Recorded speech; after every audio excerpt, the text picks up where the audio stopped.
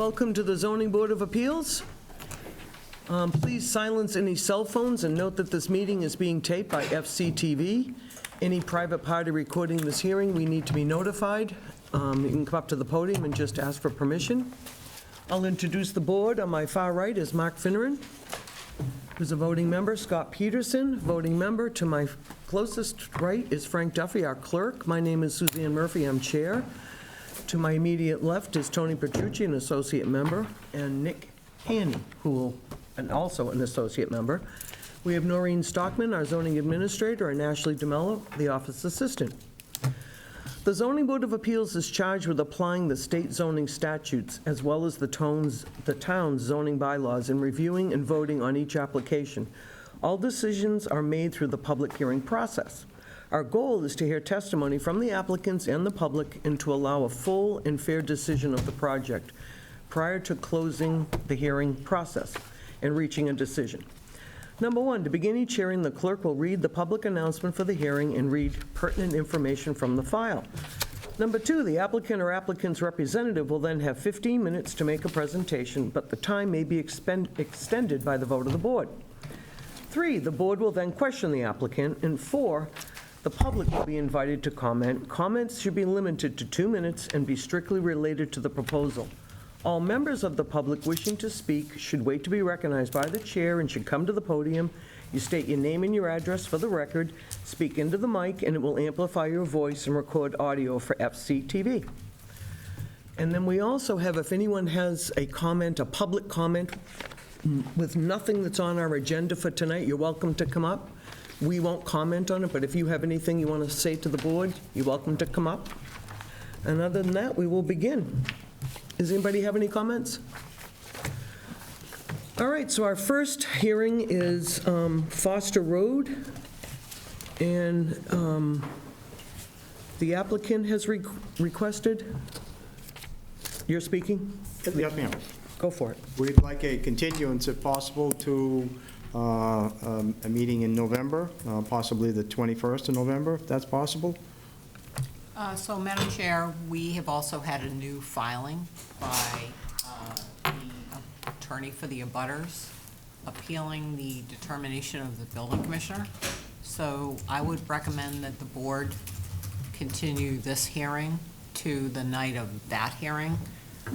That hearing will require notice, so we've selected a date in December because it doesn't make sense for the board to vote on this application and then turn around and have a separate application on the same request, essentially. So we are recommending a continuation to December 12th so that we can provide notice for the new filing.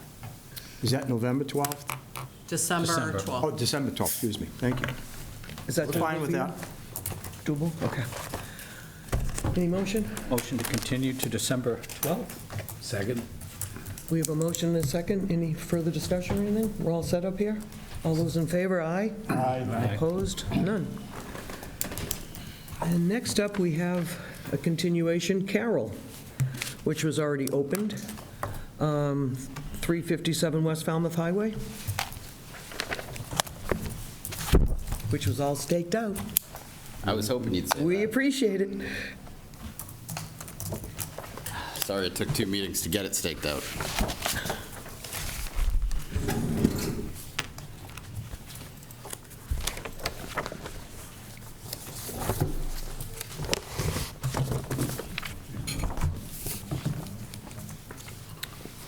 Am I good when you are? Yep. Good evening, everyone. My name is Ben Carroll. My wife and I own 357 West Falmouth Highway. We're here tonight requesting a special permit pursuant to 240-10-2A for reconstruction of a non-conforming dwelling. I want to begin by showing you a site plan and just walking through existing conditions of the site and what's required in the zone. The house is located in an RB zone, which requires 40,000 square feet of frontage, of lot coverage, 100 feet of frontage, a maximum building height of 25 feet, maximum lot coverage of 20% to structures, 40% to pavement and structures. This house is also located on 28A, which according to the bylaws requires 35 feet of setback and 10 feet to the rear side setbacks of the home. This is a very old house, originally built in 1820. Very old is probably an understatement here. There's a 1992 special permit in effect, which allows for 2 structures at the property, a main house as well as a 828 square foot guest house. The plan tonight contemplated potentially building a porch off the back of the guest house. I would like to remove that portion of the application if possible, after some additional conversations with the Conservation Commission, and also just utilizing the guest house for a year. I don't think we want the space. So the existing conditions that we have, and what makes this non-conforming, is the square footage of the lot is 32,135 square feet. The house does have, the lot does have 181 feet of frontage, and there are 2 dwellings located. The house is located within the West Falmouth Historic District, and as you can see from the site plan, there are some significant conservation resource areas that impact the house. There's a vernal pool off the back as well as wetlands. We've gotten a certificate of appropriateness for the proposed reconstructed home and for the demolition from the Historic Commission. That was done in July. We also have an order of conditions for the reconstruction and demolition of the house from the Conservation Commission, which I believe was issued in March of 2022.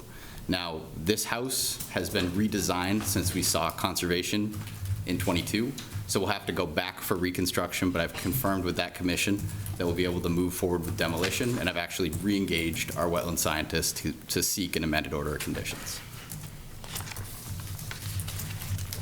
So I want to show you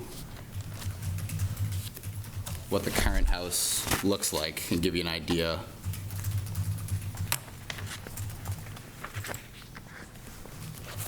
of what's going on at the site.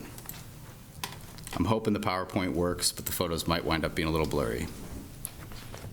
So this is a photo taken a few months ago of the front. The house, I will represent, has gotten worse since. It's 17.9 feet off of the ground. But this is the front. This is the side from the driveway. This is the side you'd see if you were driving up West Falmouth Highway. And this is the rear of the home.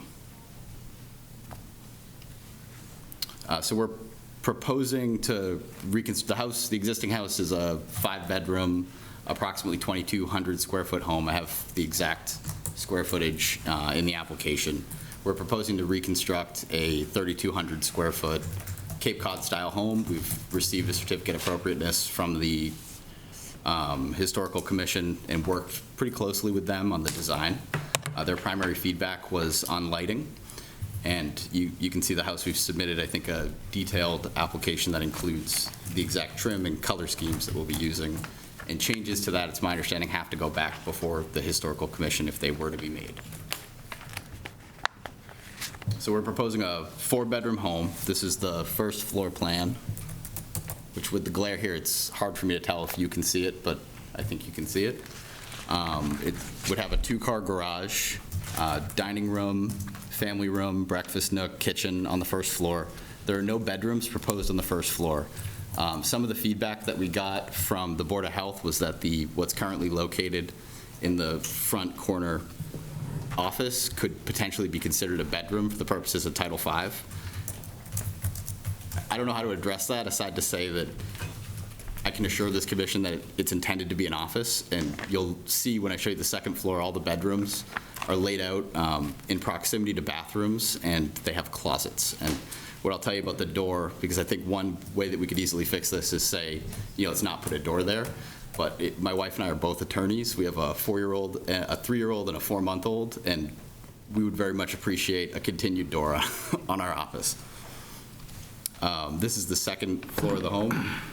So you can see there's a bedroom in the front, close proximity to bathrooms, Jack and Jill style bathroom to the 2 bedrooms, and bedroom number 2 is across the hall from a bathroom, as well as a master suite above the 2-car garage.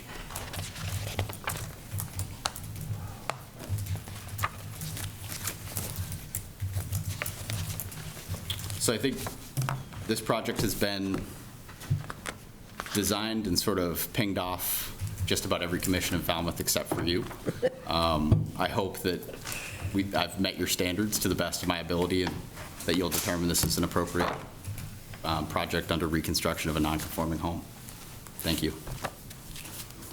Thanks. Mark, do you want to start off? Yeah, as far as your office, Yep. I think you could fix that with, because we require a 4-foot cased opening, a barn-style door, 4 feet. So you'd still abide by our case openings. That would be the minimum that I would allow, but it's up to the rest of the board. Other than that, I mean, everybody in town knows that spot, and this is certainly a welcome improvement. Lawnmower might even put it into the more favorable area, but that's all I have at the moment, but I reserve my right to Of course. comment further. No, I was looking back at our notes from our last meeting, so obviously we appreciate you updating what's there. It's well needed, so thank you for doing that. Again, just confirmatory to what you just stated, it's a 4-bedroom, and I agree with Mark, so let's make sure we tighten up the office on the first floor. And you also mentioned that you were going to remove the deck option from Yes. the guest house. Okay, thank you. Thank you. Frank, you have any questions? I just would like some clarification. You mentioned in your presentation that you may need to go to the Conservation Commission for some additional approval or a modification of the existing order of condition. What exactly is that all about? So in March of '22, we had a larger house that actually pushed further into the conservation resource areas, and it hadn't been designed in full. It was more or less a footprint. The Conservation Commission approved that under an order of conditions. When we submitted this, it pinged with the commission because the footprint of the home had changed. So they've advised me that I have to go back and get an amended order of conditions for the smaller home. So the order of condition that you currently have is dated October 11th, 22? That sounds right. I think I might have said March, but You said March, okay. So all right, the order of condition of record is October 11, 22, but you're going to have to go back and modify it. correct. Okay. And So we what can put that as a confuses- finding in our decision if we vote in favor of this project.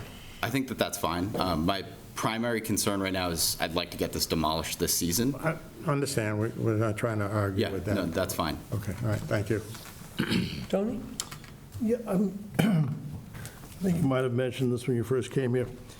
The setback on 28A is supposed to be 35 feet, and the reason that it's 35 feet, and the reason that it's 25 feet and their front stairs are even further into the setback, what was the reason for that? Twofold. The practical reason is conservation resources at the site make it so, I guess theoretically I could have designed a smaller home. And the Historical Commission has also taken the position that a closer setback to 28A is appropriate given the area of West Falmouth Highway that this is located in. I guess, and I'm not going to argue, I just want to understand, your house is just outside of the 100-foot buffer. You're not filling any of the buffer, No. and therefore you could move that house into the buffer zone. Vernal pool buffer is different than the wetland buffer. So I heard you say earlier there's a vernal pool, and then that's the issue? Yes. So let me pull up the site plan. And So the blue line is our vernal pool buffer. The green line is I our... see it. Yeah. And there's the reason on that. And as far as, so Madam Chair, what I'm not quite sure about is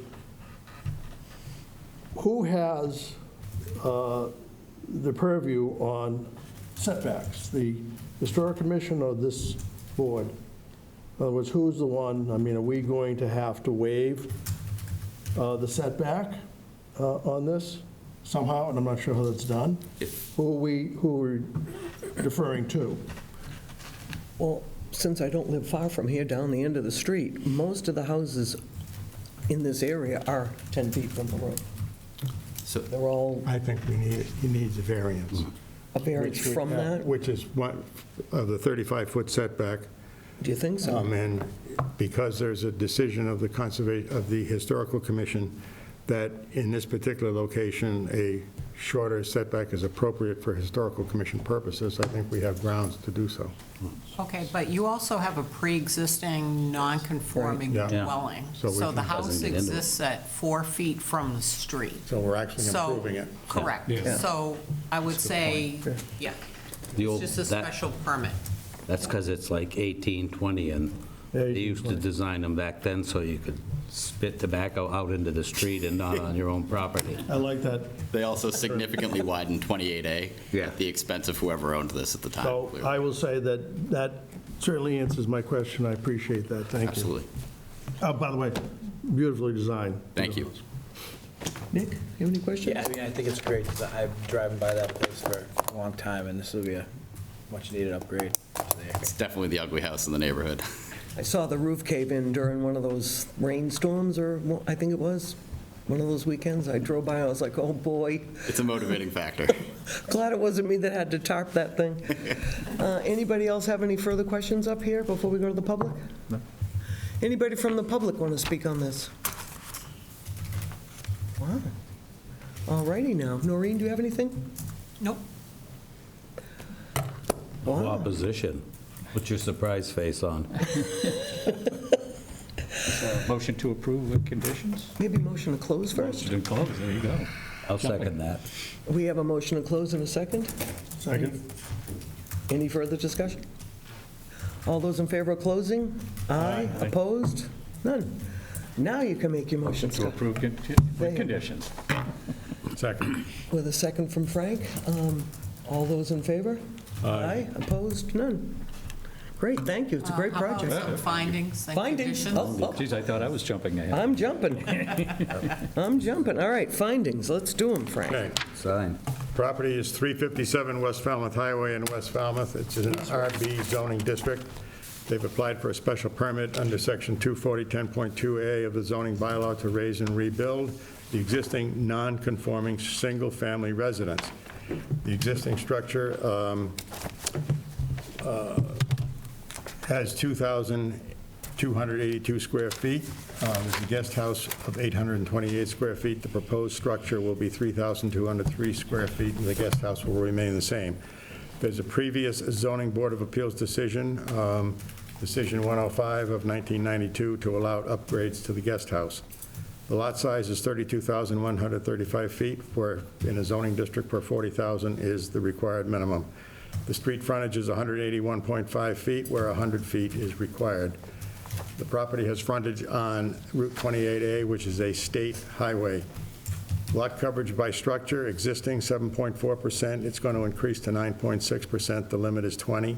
Lot coverage by structure, parking, and paving, 7.4%. It's going to increase to 12.2%. The limit is 40%. The proposed structure will have a 25-foot setback from West Falmouth Highway with 16 feet to the landing, and this is in accordance with the recommendation of the Historical Commission. The height of the building is 17.9%. It will be increased to 26 feet, which is within the limits of the zoning bylaw. There's a Historic District Commission Certificate of Appropriateness issued on July 9, 2024, recommending that the house be at the 25-foot setback. There's also an order of condition from the Conservation Commission dated October 11, 2022, which the applicant has informed us must be amended, and that the applicant will apply to the Conservation Commission for an appropriate amendment. The other recommendation, or referrals, I read at the opening statement.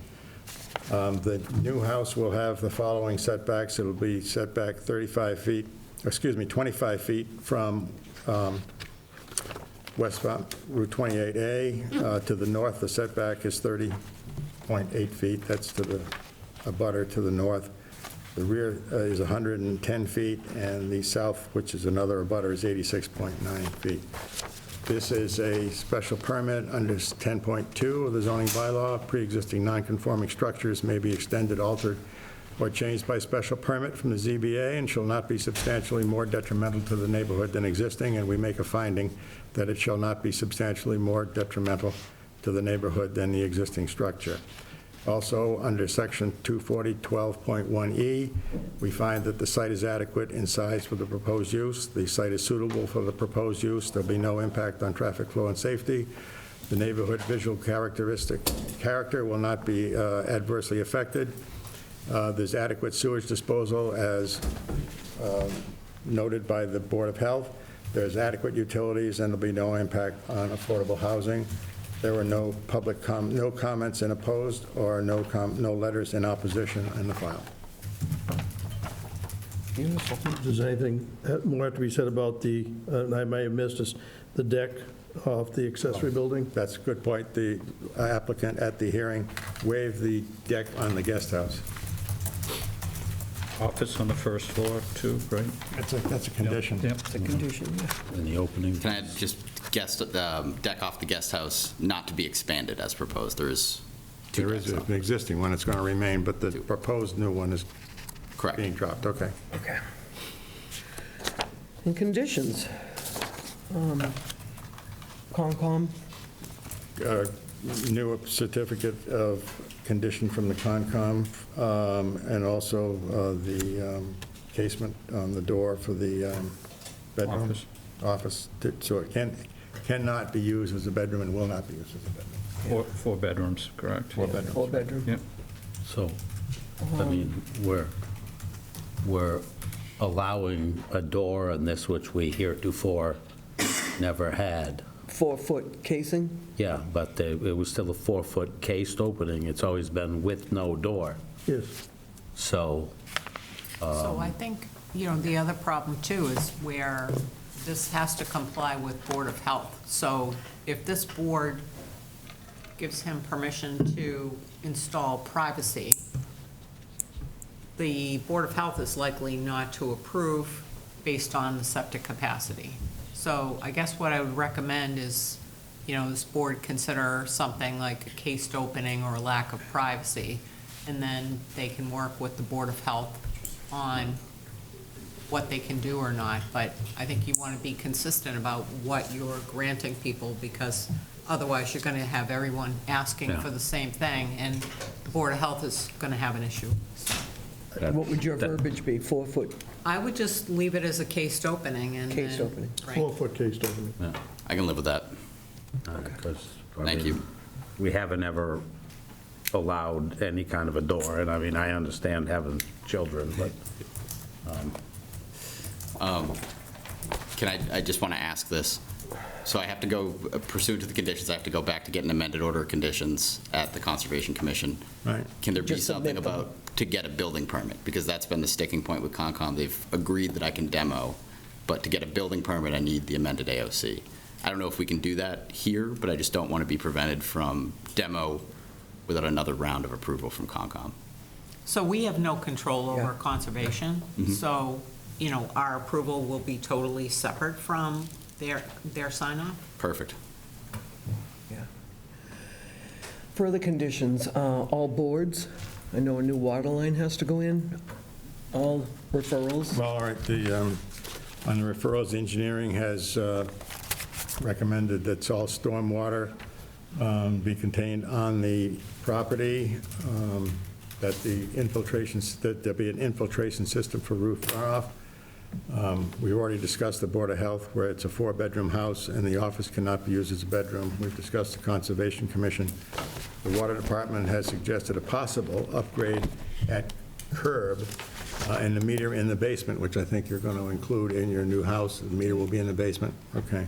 I think we can just say all boards, pretty much. Fine, okay, Yeah, I think. all right. Work Yeah. hours, 7 to 7? 7 to 7. And anything else? Saturdays, now, 7 to 4. 7 to 4 on Saturdays? Yeah. And no work on Sundays or town-recognized holidays. I'm sorry, I left the two continuations at home. Were there dry wells indicated on the, Outline? Yes. Yeah. yes? Like, Okay.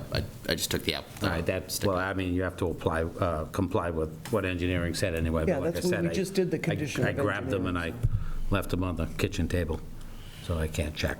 All right. No, your other option with the office is if the space, you don't necessarily want to shrink the space, but if the space were smaller than the minimum size for a bedroom, then it probably technically becomes a closet or something, in which case they wouldn't care if you had a door. Okay. So it's just something to think about, But but, that's 70 square feet. right, yeah. Yeah, it's, Two lawyers working 70 square feet. Yeah. One of you a Bound to be divorce trouble lawyer. there. Bound to be trouble. I'd probably need one.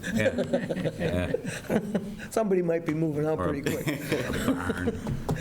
Any other conditions? Noreen, can you think of any?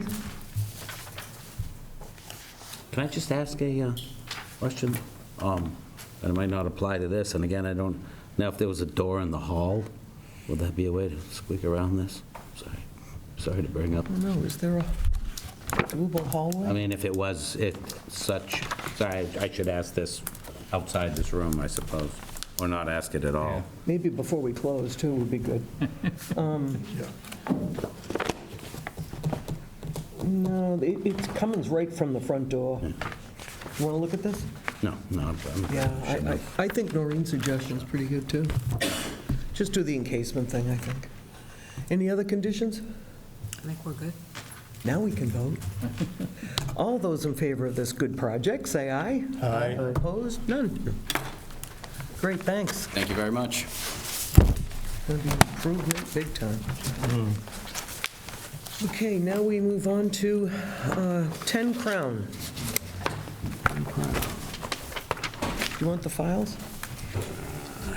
Do you want a file up here? Okay.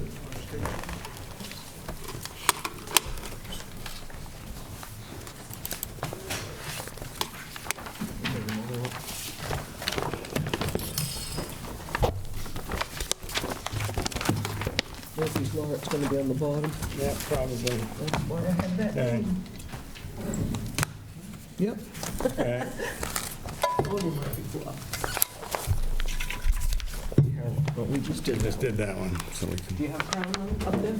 got it right here. Okay, good. We'll just push these away. This is Foster Road.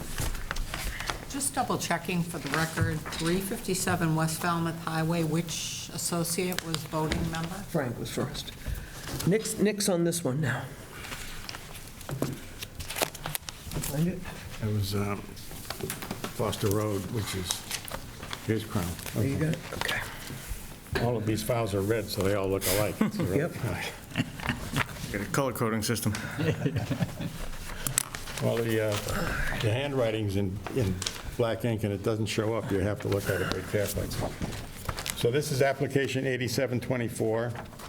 John A. Mannix Jr. and Carmel A. Shields of Chestnut Hill, Massachusetts, have applied to the Zoning Board of Appeals for a special permit pursuant to Sections 240-10.2A of the Code of Falmouth to expand the second floor of the existing non-conforming dwelling. The subject property is located at 10 Crown Avenue, Falmouth, Mass.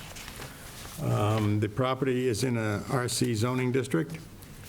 As the notice of hearing has revealed, this is an application for a special permit under Section 240-10.2A to expand the second floor of the non-conforming dwelling.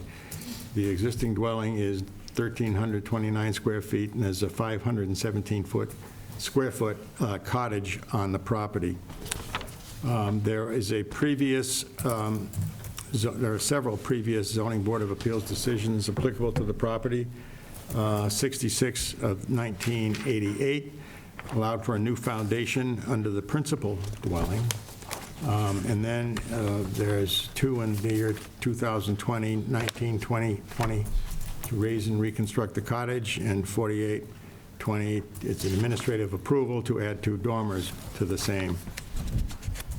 The street frontage is 74.5 feet in a district which requires 100, correct? All right. They're adding 228 square feet to the second floor. The lot size is 4,287 square feet in a district that requires almost 10 times as much, of 40,000 square feet. Has frontage on a public right-of-way. The lot coverage by structure is 36%, which will stay the same. The limit is 20, so they need, I think, special permit to confirm the approval of that. Right. Lot coverage by structure, parking, and paving is 61%, where the limit is 40%. That's pre-existing. the setbacks of the existing structure. The setback to the street is 11.4% to the east, 11.4 feet. To the east, 8.1 feet, to the west, 3.4 feet, and to the south, 2.7 feet. We have referrals from the engineering department. They, again, as usual, have recommended that all stormwater be contained on the site. They do note, however, that they have found non-compliance with special permit 1920 and the conditions cited therein, and request that all of the conditions be complied with and that it be certified. The Board of Health has no issues, Conservation has no issues. The Water Department has said that it may be necessary to relocate the service line, but it's not a requirement, but it's, I guess, a precaution that you have to determine whether it's necessary. Fire has no issue, Planning Board has no issue. And I think one letter in favor? Is it one? One on that one, yeah. favor. Schumer. Pardon me? Yes, from William McDermott. Yeah. Okay. Oh.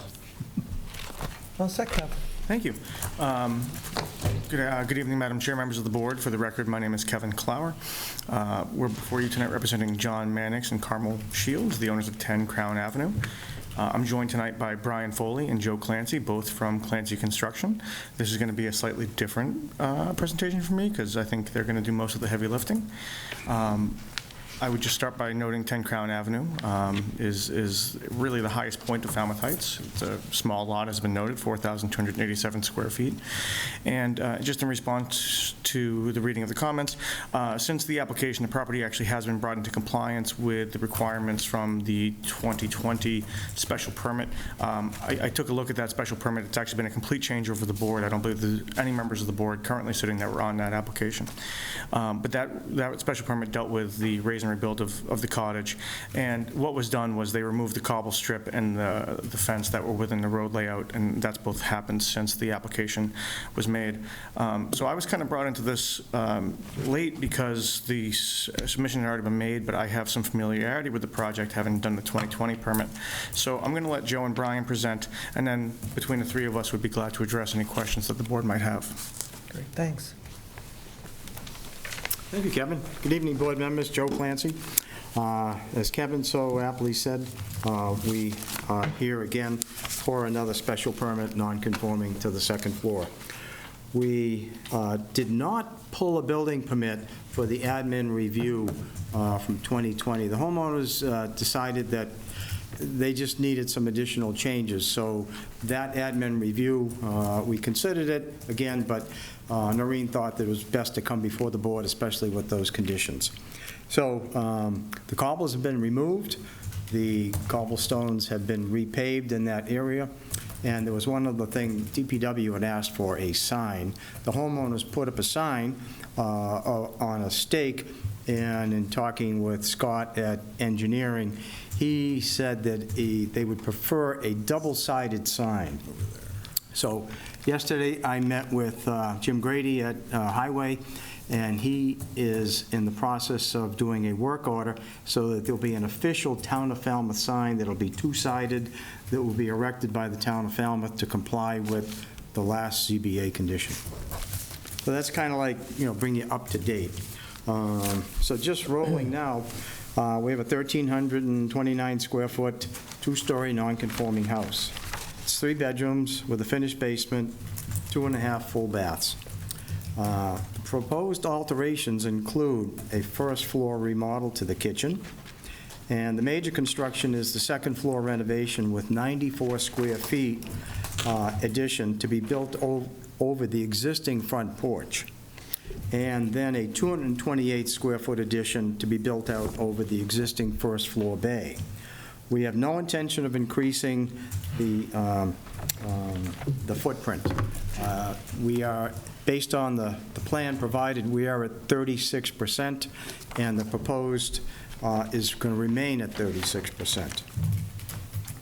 So the second floor renovation alters the layout of 2 bedrooms.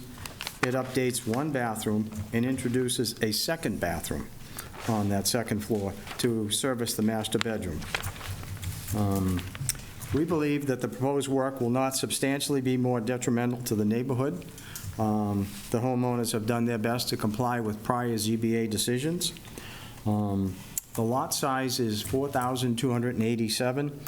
When I looked at neighboring properties, it's pretty similar to a lot of the lots on Crown Avenue and Forest. They're all quite small, and they all have very high lot coverages. Another important feature, the existing height of the house with the gables is 23 feet 8 inches. The proposed new dormer with the gable will increase to 24 feet 2 inches. So it's a very, very slight increase. That's why we think it's not going to be any detriment to the neighborhood.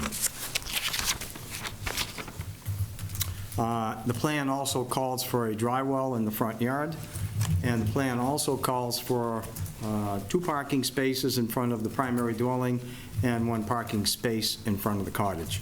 So the family feels that 3 parking spaces on site is sufficient. The fence is gone that was blocking access for parking, and the cobbles are gone to bring in compliance with the highway divisions.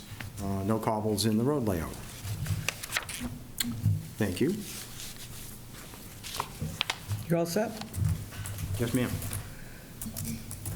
Let's start with you, Tony. Wonderful design, beautifully designed. But I am a little concerned about the 2020 special permit with regard to full compliance. But some of what you said a few minutes ago may have alleviated that issue for me. Can you tell me what the current height of the accessory cottage is right now on the ridge? Right. Not sure I have the accessory cottage height. It's not, none of it's on the plan. I think it's 19.3. I wrote it down. The special permit required it to be no higher than 19.3. I just wanted to confirm that because, and these are some minor things, but it goes to an applicant's ability to conform with the special permit. It's not a criticism of anybody, but it's the ability to actually abide by a special permit. So, for instance, little thing, for instance, the special permit says that the accessory cottage should be numbered 10A. Both the main house and the accessory cottage are numbered 10. All right, that's a minor issue. There are some, for instance, the cottage itself was, and again, very small, supposed to be 24 wide, 24.3 wide by 17.4 deep, and it's actually 17.5. Again, minor, no one's going to say anything, but it's the ability to abide by the special permit conditions without requesting an administrative change, which would have been easily obtained. But sometimes these things get out of control. With regard to the 3-car parking, when I was out there today, the gravel parking to the left of the main structure might barely hold 3 cars. And to make that just a little bit more difficult, the surveyor put a yellow tape in showing that the front left corner of the house, of the property, actually shows that the gravel driveway is on the public way and being used as parking. Again, these are minor things that can be resolved, but it's the ability to abide by a special permit. And you're going to build something very beautiful here, and it's going to come with conditions. So if you could just maybe explain the parking issue, because there's no parking. You cannot park on that street. And also, just talk about a little bit about how does it, minor little things like an address. It says 10 or 10A. That's easy. That should easily be done. Things like that. So I can speak to the parking, Mr. Petrucci. When, this was a plan from the last application, and when the original application was submitted, it was submitted with the cottage being a full accessory dwelling. So that would require a parking space. Now, we ended up amending that, and what was permitted was just additional habitable space. So the number of required spaces for a house, whether it's 2 bedrooms or 4 bedrooms or 5 bedrooms, is 2 spaces. So that third required parking spot was kind of a holdover from when that was being sought as an additional dwelling. However, there is room to park a car here. That is what the third parking spot was. The 2 parking spots are shown here. That's what was, this SK2 plan was part of that 2020 special permit. If you look at that, it references this sketch 2 plan that showed the parking layout. So that's the parking layout that was approved. 2 parking spots in a gravel lot entirely within the lot, and if need be, there is space to park a third car in front of the garage off the street entirely. I don't have that particular plan. I'm only seeing the one that's in front of me now. So the issue then remains that part of, they're using their driveway on the left side, they're currently using part of the public way. If that stake is correct, and I imagine it's correct. And that obviously would require, I believe, a license from the select board? I think most driveways extend into the public ways. I'm sorry. But they have the ability to have their required parking, the 2 parking spaces entirely on site, which is what was required by this board in 2020. Those 2 are located there. Now, there are, I think, many driveways throughout, not just the Heights, but throughout town, where you have some level of parking within the town layout. That said, it's not part of their required parking. I don't want to, I'm not going to try and debate with you, Attorney Clark. Nor do I want. Because you generally always win, but I need to bring these up because I can only go by what I read. It says 3 cars. That's what the special permit says. It only has space for 2. There is no space by the accessory cottage whatsoever. It's long. Can I just speak to that for a second? Brian Foley, Clancy Construction. We do have plans as drawn in the site plan provided to provide that third space. It's going to be grass pavers that are somewhat delicate, so we want to implement them. We just want to do it at the appropriate time in construction, so when we bring machines in, we're not destroying what we... And I think that's wonderful. It just doesn't, nothing I have, or this board, at least I don't believe in this board, I'm only speaking for myself, has any of that knowledge whatsoever. It's in the submitted site plan. Is that? Yeah. My eyes are definitely going. It is kind of hard. This is the same drawing. It's the potential parking area for a third car, and then down to the south. Can you do me a favor? Would you just find it on the plan I have? My eyes are going as I get older. Oh, well, that makes sense. It's not on this plan. I thought. It is our intention. No, I and apologize. so obviously that has to somehow be dealt with. So it would be 3 cars to be in compliance with the 2020 special permit. Here, I have it in order here. Now I see the plan. Well, the plan we have is incorrect, too, because it shows a fence. And it shows a fence. Right? May I have a couple more minutes? Yeah, go for it. No, actually, I think it's more important for me to end there and maybe let other board members bring up whatever they, I'd like to just reserve a little time, if you have that, Madam Chair, to come back. Yeah, sure. Nick, you have any questions? I had a question about parking. You covered it. Right. Mark, you have anything? No. Scott? Moment. Just to confirm again, the main house has 4 bedrooms? 3 bedrooms Right, plus total. the, Yeah. is 4, correct? Yeah, The septic 4. is for 6 bedrooms? That's correct. 6, okay.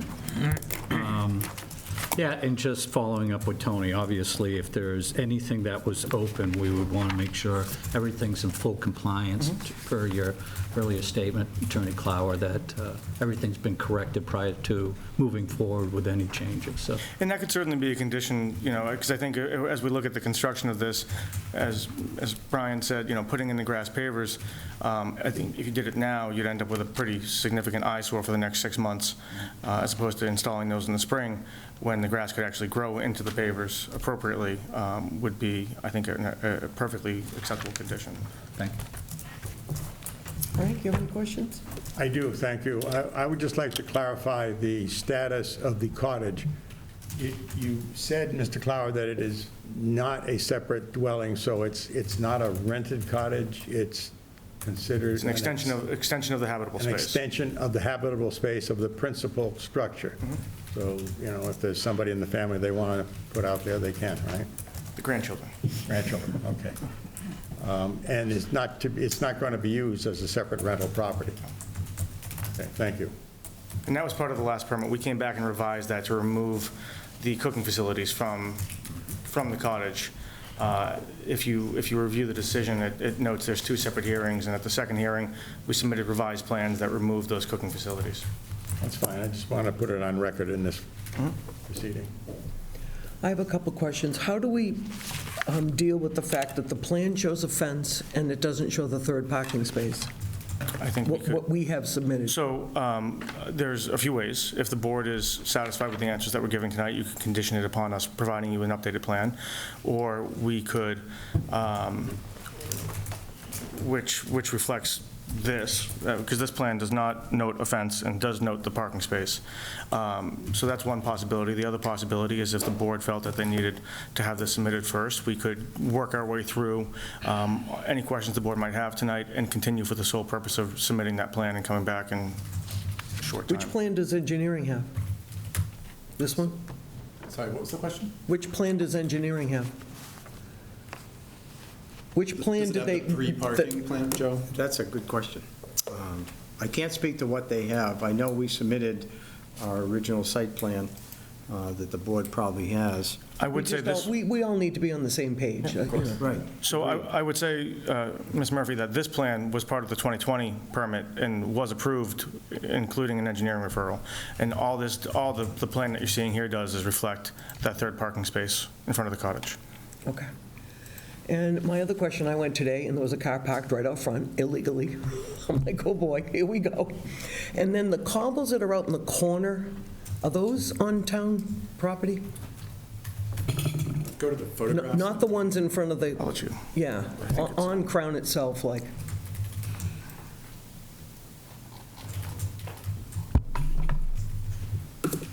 No, down, yeah, in towards the circle more.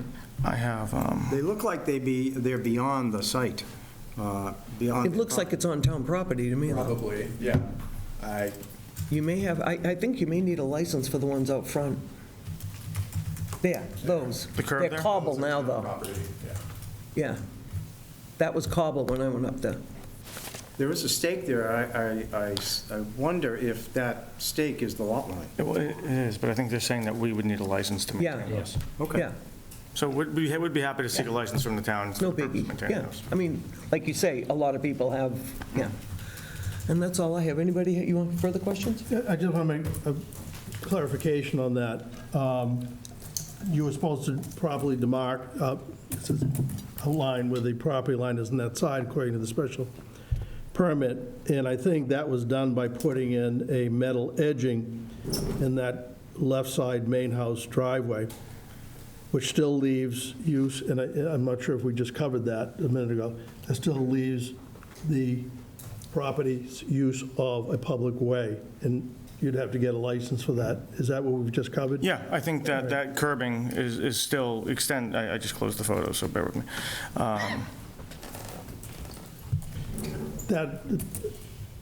That curbing extends, as you know, many curbings do, but you'll see this, this is landscaping much like the first few feet of most people's yards or driveways are located within the right of way. In the short year and a half I've been here, I've noticed that you very often will offer to go and get a license Yeah. from the select board. Yep, And that's all I'm... yep, we'd be happy to do so.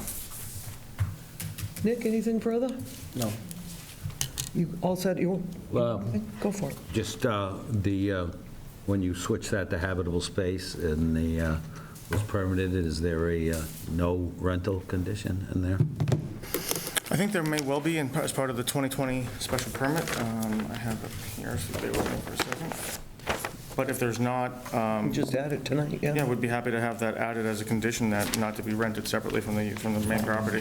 That could exacerbate parking problems.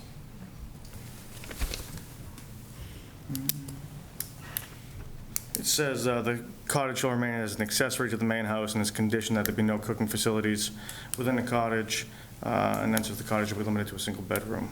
Okay. so it doesn't mention rental.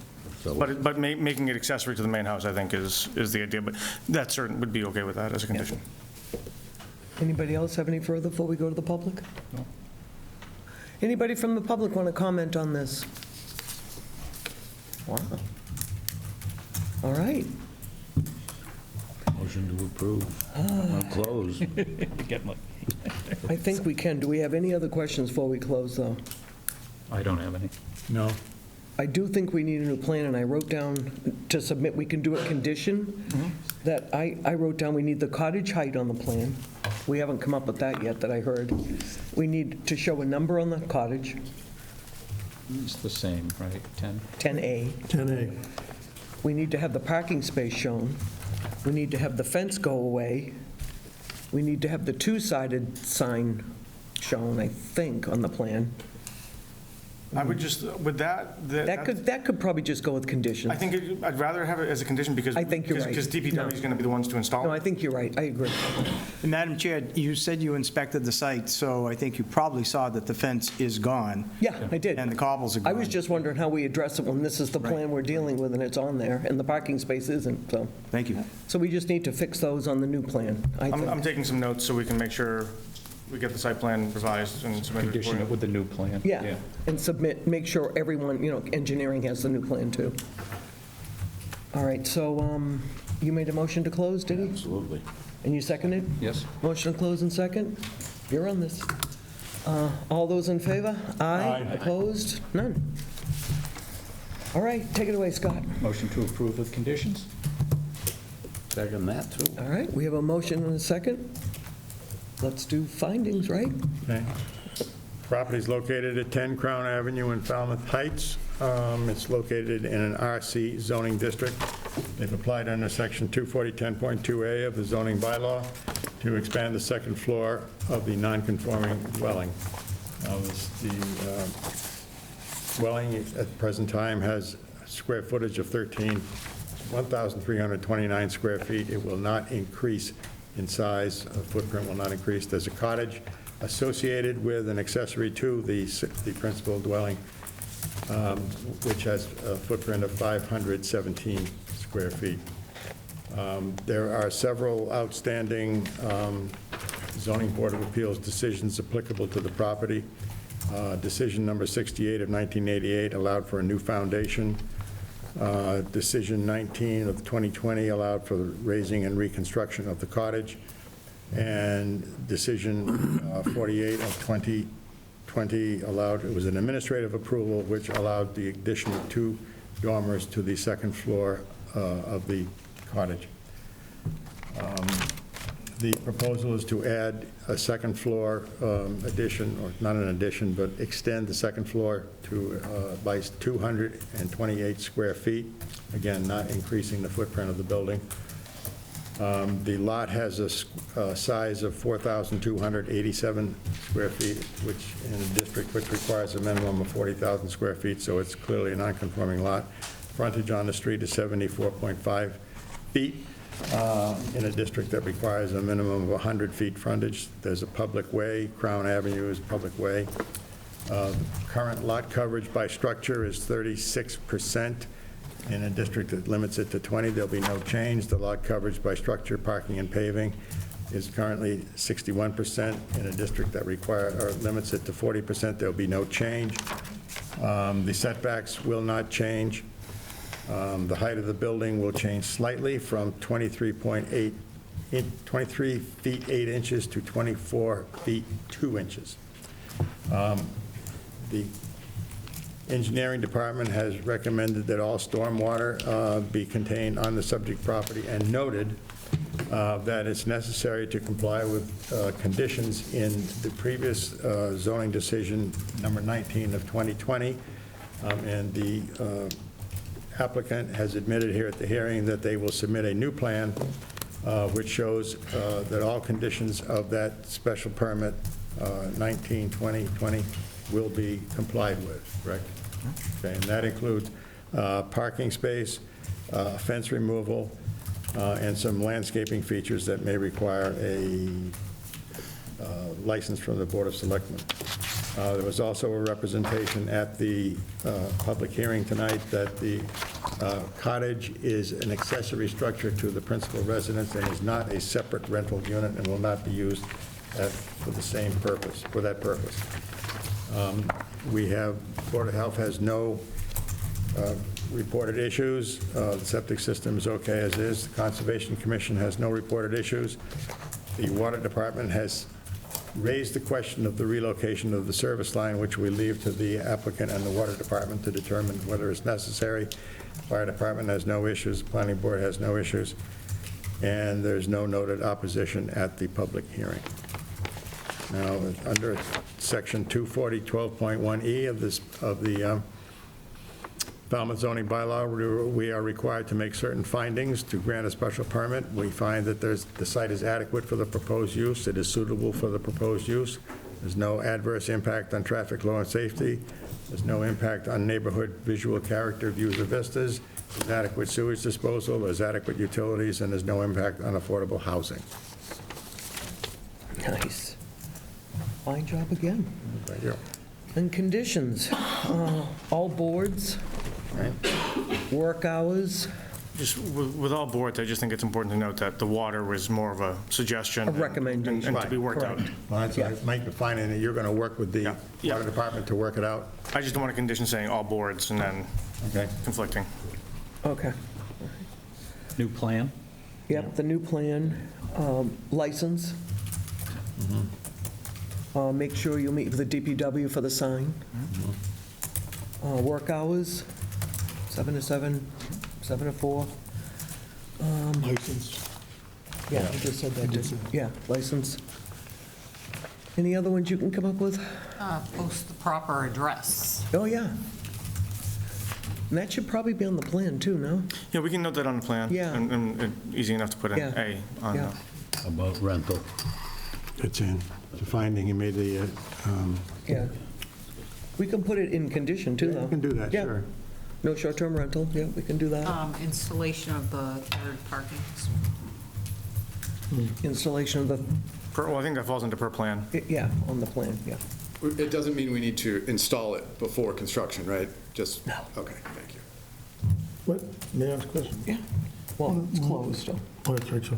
you can ask us, we Oh, might that's know. good. No, I'm not, I meant you.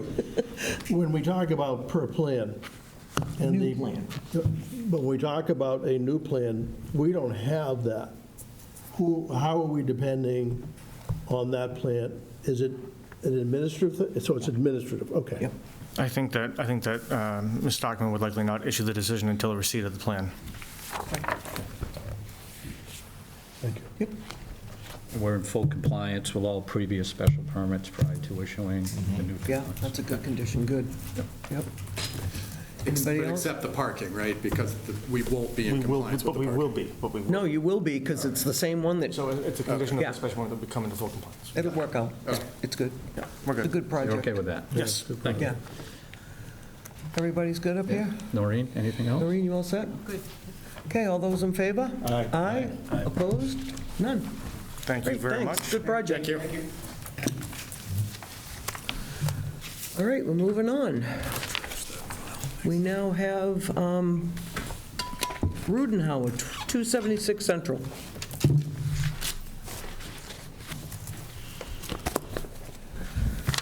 This is application number 89. I don't know if you want to stop, because it wasn't staked. All right.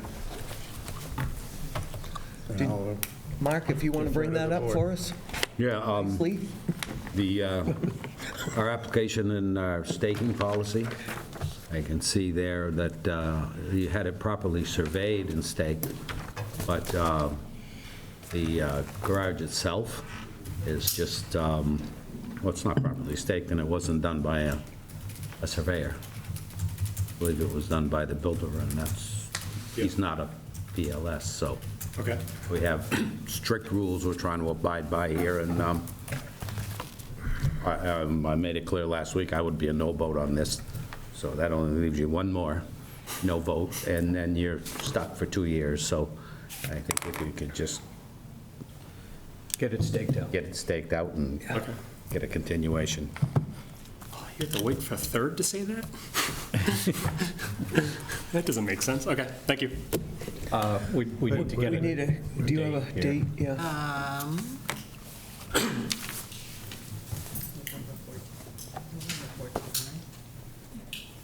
November 14th.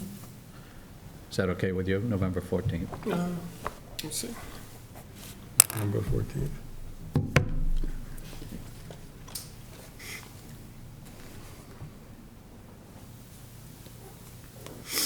Yeah, that should be fine.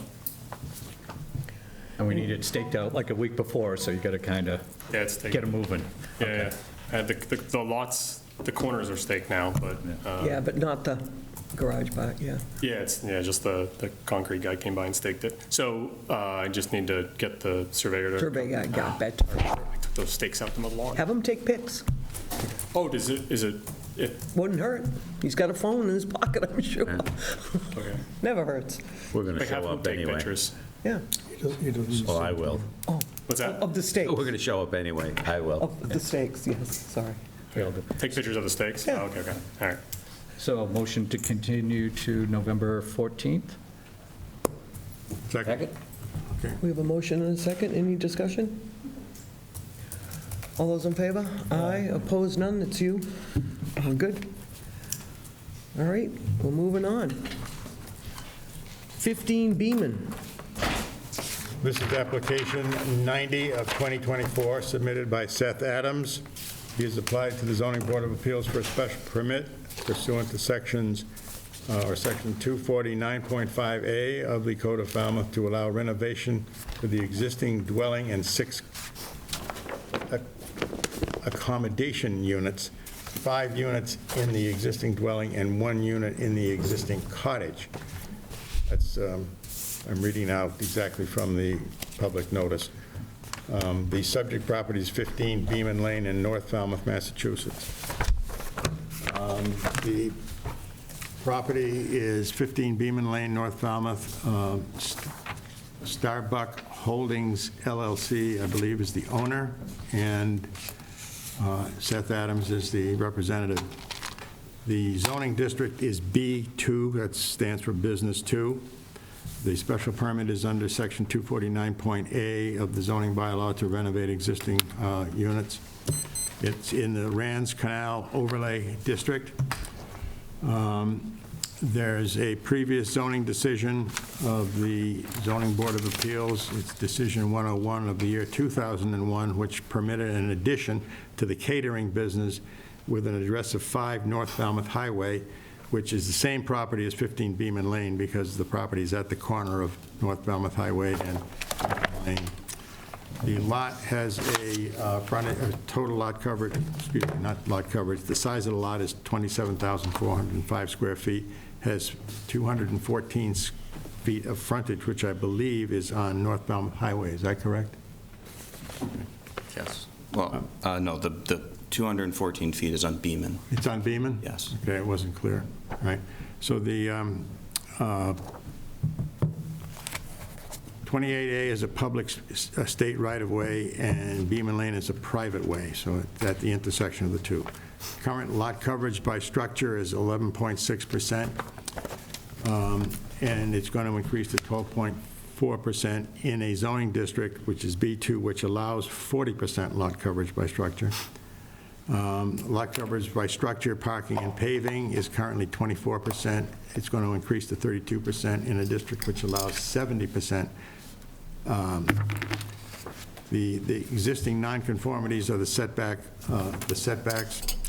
On Beaman Lane, the setback is 26.6 feet, and on Route 28, it's on 13.9%. We have referrals from engineering. They suggested all stormwater runoff be contained on the site.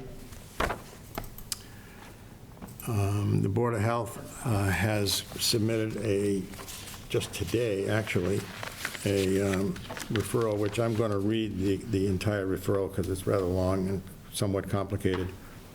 The existing assigned septic flow for this property is 855 gallons per day for the caterer. There's a catering facility located on the property, main dwelling and cottage. The proposed project eliminates the existing catering facility from the site and instead provides additional dwelling units. The overall proposed development results in residential units that total 7 bedrooms with a flow of 770 gallons per day. This is a reduction in the assigned flow.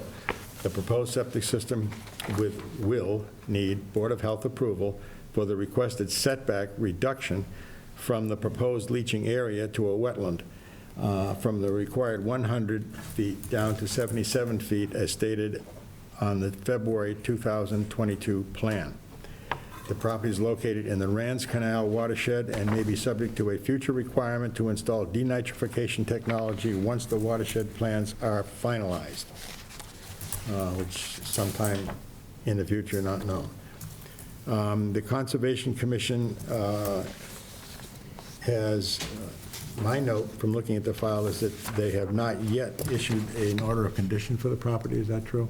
No. No, they have?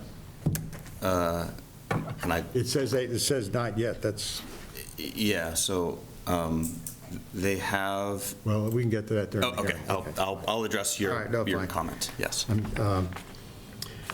The Water Department suggests that each unit may need independent water service with meters inside the building, not in crawl spaces. The assessors have no comment. The Fire Department has no issues. The Planning Board suggests that this property may need a special permit from the Planning Board for 5 parking spaces in the front yard. Site plan review is not required as shown on submitted plans. And the Building Department has said they have no issues with Section 240, 11.2B, 3A, A and B, which is the section of the zoning bylaw relative to commercial accommodations. So with that, we can start. You're up, Bat. All right. For the record, my name's Seth Adams. My brother is here as well. We own the property together under the entity Starbucks Holdings. We purchased the property 4 years ago, and it has been operating as a, or we rent it to a catering business that does weddings and other catering events. Our current tenant is not at the end of his career, but indicating that he's very close, and we're trying to figure out our best option. Nathan and I both grew up here. We realize housing is an enormous issue, and our intent with this is to provide short-term housing, short-term rentals through commercial accommodations, which is an allowed use by the definition. Excuse me, sorry. You go into the definitions in 243.2. You go into lodging. It says in lodging, there's 5 different sections: lodging-related terms, a house where lodging are let by the day, week, or month for compensation to no more than 4 persons within a second degree of kindred of the person operating lodging. Lodging house does not include group residence licensed or regulated by the Commonwealth. I think they're talking about things like group homes or sober houses or things of that nature, but that is no intent here. Our intent is to provide housing. As part of our project, as part of the application, to address Mr. Duffy's comments with the Conservation Commission, would be an upgraded septic system. Currently, it is a cesspool that is functioning with a grease trap for the catering business, and there's a separate leach or cesspool, excuse me, for the cottage. We have an approved RDA from Conservation for this proposed septic system. We have not acted on that because we need all approvals to move forward with the project. But Concom, myself, or representatives of the Conservation Board, or excuse me, Department, myself and our engineer have had several calls that resulted in requesting that we apply for a RDA for the stoops, these two stoops right here. And as well as the removal of this gravel area. Anybody who's been there, it's a mishmash of gravel and kind of compacted grass area between the building and the wetland. Our intent is to restore, except for where this dark parking area is, restore this area over here with a native field grass, provide a walkway to each of these stoops. It will ultimately reduce the impervious area, the gravel area. We just have to get an approval because we are working within 100 feet of the wetland.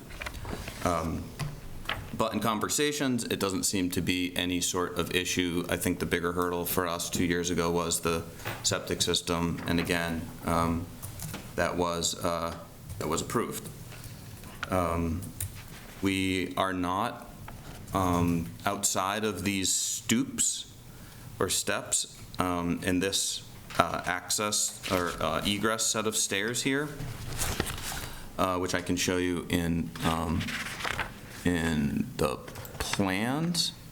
We are not, our intent is to not, this is the set of stairs. Our intent is to not affect the existing footprint, but work within the existing footprint of the structure. We are planning to put a small dormer, shed dormer, in order to make the second floor of the larger side of the structure functional for a accommodation unit. In addition, in the area that faces what we're calling the rear, or the area that faces the wetland, it's a partially covered patio, concrete foundation, concrete slab patio that is partially roofed. I have no idea why part of the roof is missing in that structure for anyone who's been there. It's very odd, but our intent is to essentially just fill in the gap in the roof, create walls around the outdoor patio as it currently is, and create indoor living space. And then reno the entirety of the rest of the building, leaving the exterior as is, and as is indicated on these plans.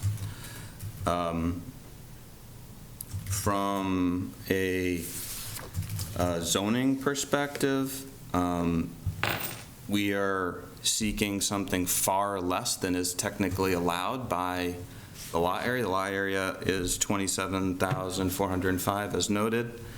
In the B2 district for commercial accommodations, I think it's important that I read this. The lot shall contain no less than 10,000 square feet, plus an additional 1,000 square feet for each guest unit over 5. And then it goes on to talk about existing commercial accommodations. So the way I read that, for the first 10,000 square feet of space, you get 5 units, and then you're allowed 1 for every additional 1,000. So that's 17 plus 5. So that's 22 units that theoretically we could request here. Now, there's a lot of technical issues we'd need to overcome, but the point I'm trying to make is this is not a property owner or a developer trying to max out what is possible in this lot, but work within the confines of what makes sense. 1 for the lot, and 2 for the neighborhood. I see at least one of my neighbors here. And Nate and I are sensitive to neighbors, neighborhoods. We are residents here. We have been our entire life. This is, in my opinion, not an NIMBY project. This is just a repositioning of an existing structure and existing property. On the other side of the street from us is the backside of the Bucatino restaurant, just for perspective for anybody. And we look at this as an improvement. The current property is in need of some attention. Septic system is in need of upgrade. And in our opinion, the community is in need of some housing. So we feel like this is an overall benefit. And while it technically doesn't meet the affordable housing criteria, I think it does provide needed accommodations for people who want to be in town. So I'll leave it at that. Okay, Mark, you want to start off? So you intend to run this monthly or weekly or? I intend to run it at least monthly. Potentially yearly? Well, I mean, the way I read the rules, I'm not allowed to say no. yes. So, Oh, you know, yeah, actually, you're correct. so I am gonna Yeah. leave it at that. I mean, if you break down the math, you getting a unit on roughly 4,500 square feet. We've allowed units recently on as little as 45 square feet, or actually 47, excuse me. So I don't have any other questions at the moment.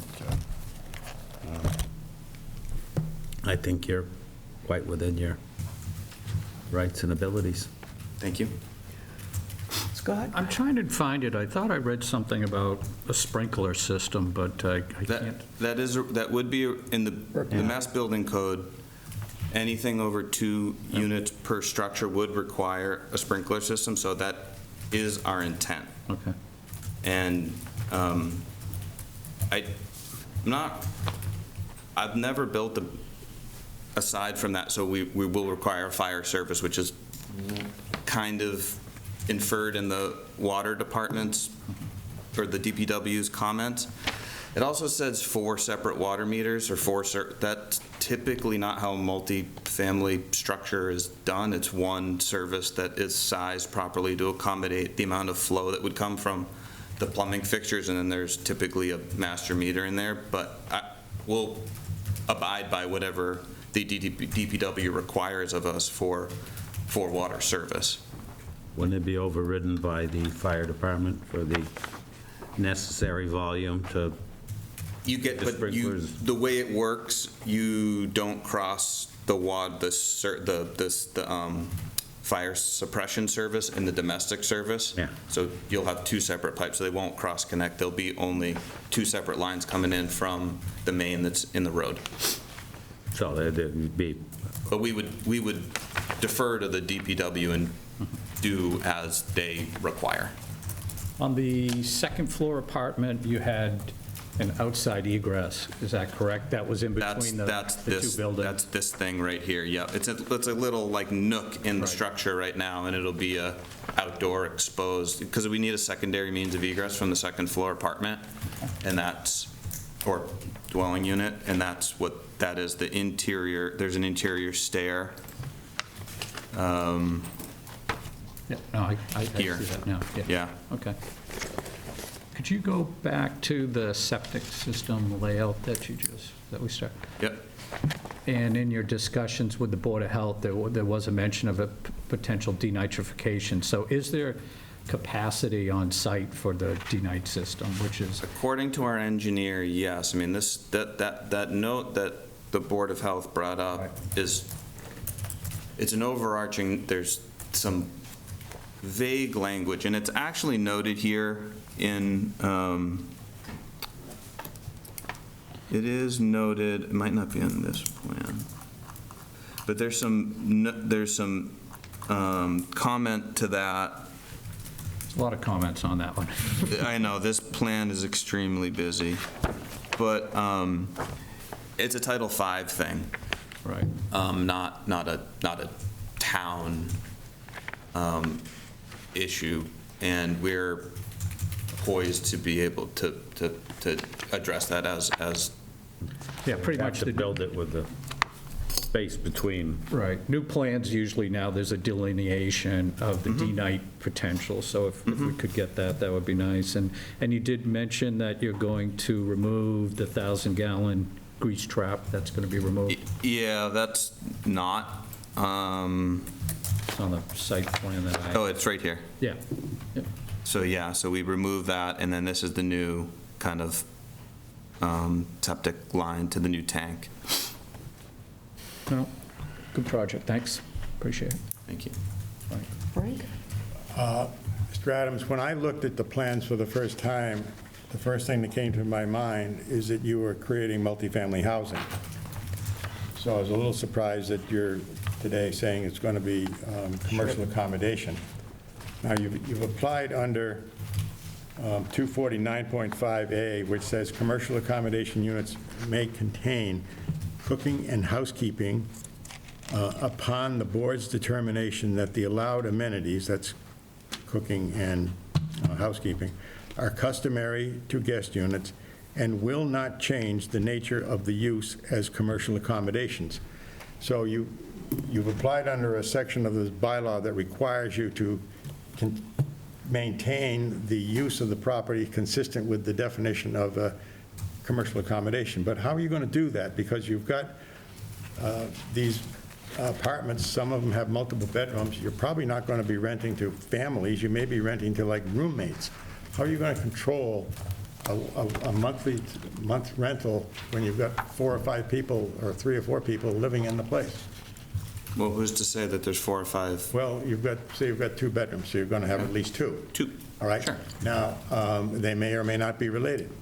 How are you going to manage this property? My brother and I are going to manage it like we manage all of our other rentals and all of our other businesses, and I guess I don't quite understand your question. Well, you basically, the layout of the property is, to my mind, it's multifamily housing. It looks like it anyways, which is fine. Okay.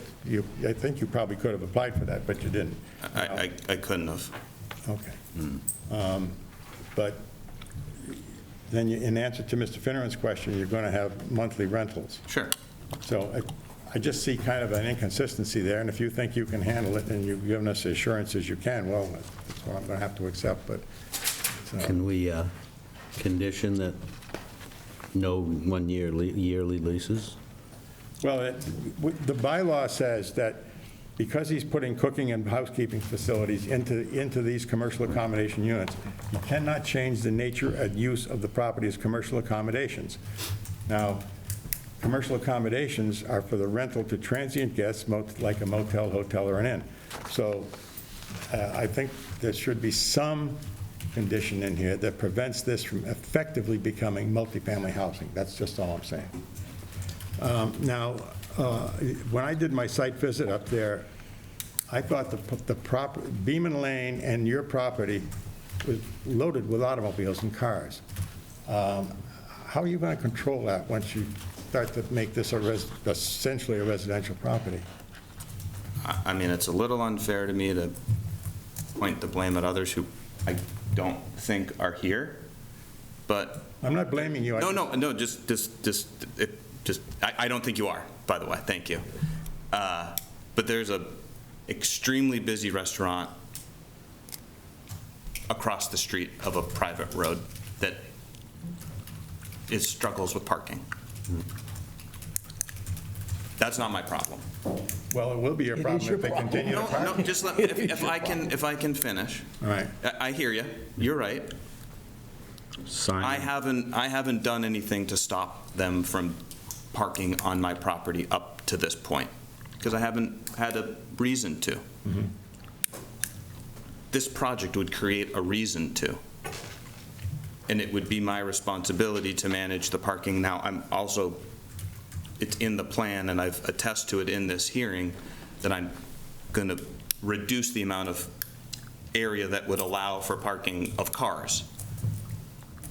I think to a degree that would limit any unallowed cars, people that we didn't rent the units to fit.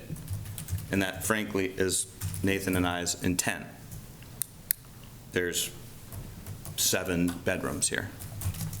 That's theoretically 7 cars. Plus, we've provided some at the cottage, on the other side of the cottage. It's a big, wide driveway. Our plan is to make it harder for a lot of people to come in and out. And frankly, it's our responsibility if we want to have a respected property and a well-respected accommodation units, that we need to manage that parking situation much better, and I have to navigate that with my neighbor. And I understand where you're coming from, and I understand the issue very well, and I'm sure my neighbors do as well. And frankly, you know, I wouldn't be shocked if they were more frustrated about it than I am. Simple signs and delineation. Absolutely. Fencing. Good fencing. I think in the day and age of putting signs up and sending emails and not talking to your neighbor, the first right thing to do when the time is right is to go talk to the operators at Bucatino, who I know personally, and that would be fine. It just... Wow. Well, you're aware of the problem, and you've acknowledged that you're going to have to resolve it somehow, so. Yeah. That's an answer for the question. Yeah. What has been the use of that cottage up till now? It looked to me like it was empty, but... It is empty. And it has been for, yeah, maybe even better than that. What did he say? I couldn't hear. 6 months. 6 months, okay. Maybe a little bit more than that. It had been being rented. We struggled, frankly, with some of our tenants, and we're,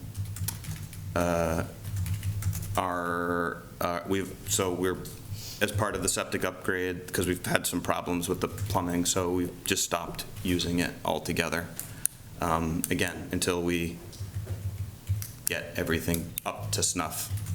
But that is the application talks about 6 units. There's 5 in the main building, and this would theoretically be the 6th. There's no work planned for that except for the, connection to the new septic system, and because of the location of the leach field in proximity to the current bulkhead, we have to move the bulkhead to the other side of the building, which is on the plan, and that is frankly the only 2 pieces of work we're planning on in terms of that structure. All set? Yeah. Do you have any questions? I know you do. I have tried to follow this carefully, and I am actually no farther ahead than I was about 15, 20 minutes ago. That's my fault, all right? I need to, first of all, let me just start with the simple things. 15B is the 1826 Arnold Small House. It's not in the historic district, and you don't need any approvals from them. Is that correct? That's my understanding. Okay. I just want to, unfortunately, I have to go over some things that have already been talked about because I'm trying to keep this in a straight line. It's in the Rance Canal Watershed District. You are aware that the Board of Health is likely to require you to put in accommodations for future denitrification systems, and I don't see that on the plan. Is that on the plan now? No, but it's not a requirement yet. But what I'm saying is the Board of Health is likely to make it a requirement. I understand. I'm just telling you so you know. Yes, I understand. Thank you. As Mr. Duffy pointed out, in the bylaw, 9.5A, what is the current use? And then how does the change or the nature of that use change? So what is the current use of these 2 buildings? One is empty, it has been rented, that's the cottage. The Arnold Small House, the 1826 Arnold Small House, is used for catering right now, I believe. Yeah, under a special permit, which was issued in 2001, I think. And I am unaware of its use before the 2001 special permit, It was a catering business before that as well. but without a special permit. Wicker Tree Catering. Okay, thank you. So how many current bedrooms are there in the buildings as they exist today? And I'm not even sure that makes a difference, but how many bedrooms are there between the 1826 house and the little cottage? 3? So 3 now. And you, I think I understand, you want to then expand the Arnold Small House to 5 bedrooms, a 5-bedroom complex, much like an apartment house. 6. All right. So the 1826 house is being turned into an apartment house or a motel? Commercial accommodations. What is the can someone just help me with what a commercial accommodation is with regards to this? I can read what it says.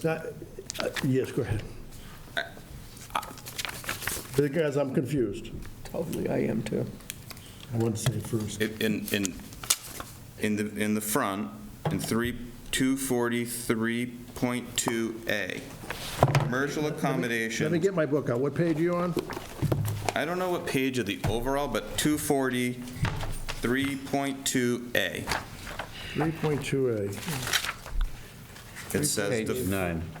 I'm on defined terms, commercial accommodations, lodging. So then I go to lodging, related terms, which is 9 pages past, and it shows commercial accommodations.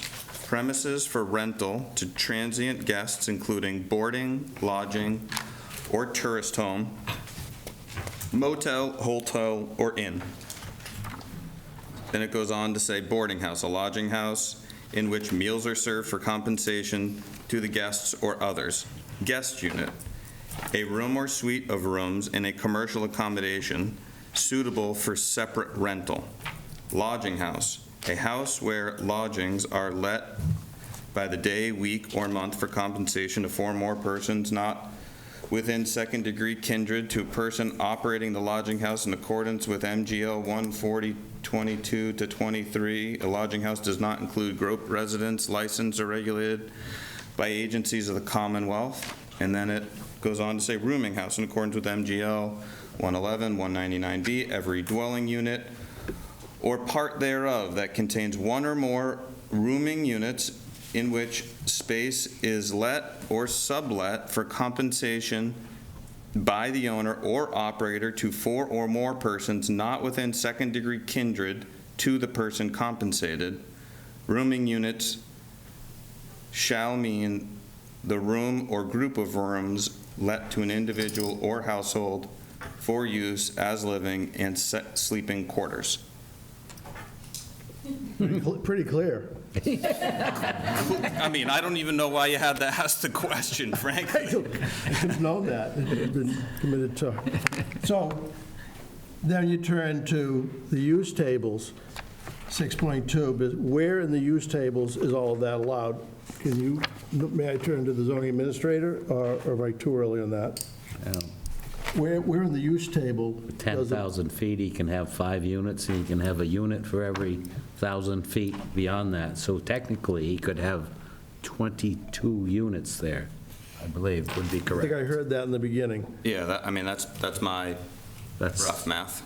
Yeah. So this is because it's got to be defined as something, this is a temporary lodge, it's a lodging. Commercial accommodation. It's a what? Commercial accommodation. And within the commercial accommodations, it's what? Kind of Lodging, rooming.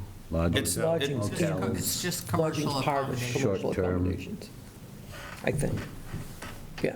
The regulations aren't, the code is not that great when it comes to commercial accommodations. think? I've been staring at this, I've owned this property for 4 years. I've had this idea for a long time.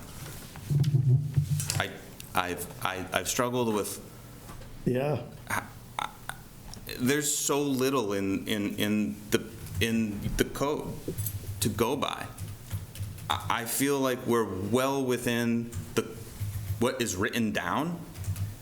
But your point, what's the definition of commercial accommodations? You go to, this thing is 13 pages long of the definitions. There's nothing for commercial accommodation. It doesn't exist. I read what it says under there, but like, that's not a dictionary definition. So, and I appreciate everything you've said. No, I appreciate that very much, because I mean, this needs to be cleaned up back there. I mean, it needs to be cleaned up. And we all can only go by what's written down here. Yeah, I know. So I had to go back to 9.5. Can I continue? Yeah. I had to go back to 9.5.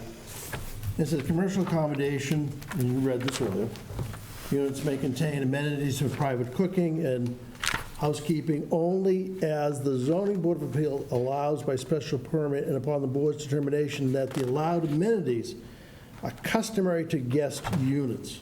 So the key here is that that this board believes that they are customary to guest units and will not change the nature and use of commercial accommodations.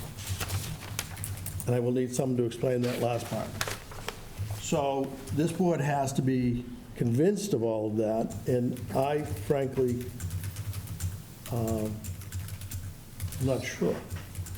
I don't know. So I'm hoping that there will be others that can help get all of us to there, unless I'm the only one. No, so there are confused. there are other properties within town and within other communities where the space that you rent includes Kitchenette. a small kitchenette, so that if somebody's staying for a week, they don't have to eat out every single meal, for the period of time they're there, that they're able to prepare food short-term in their unit. And as our zoning administrator, do you believe that this project meets all that? Yes. Think extended stay Yeah. accommodations. Yes. I mean, this idea, frankly, partially came from our mother. Our mother was a nurse for 37 years at the Falmouth Hospital. And you hear now about the struggles with nurses and nursing, never mind firefighters and policemen and all the rest of it. But specifically when it comes to nursing, we have travel nurses come here every single summer. They struggle with places to stay. They might stay for 6 weeks. They might stay for 1 week. They might stay for 3 months. They don't necessarily even know how long they're going to stay.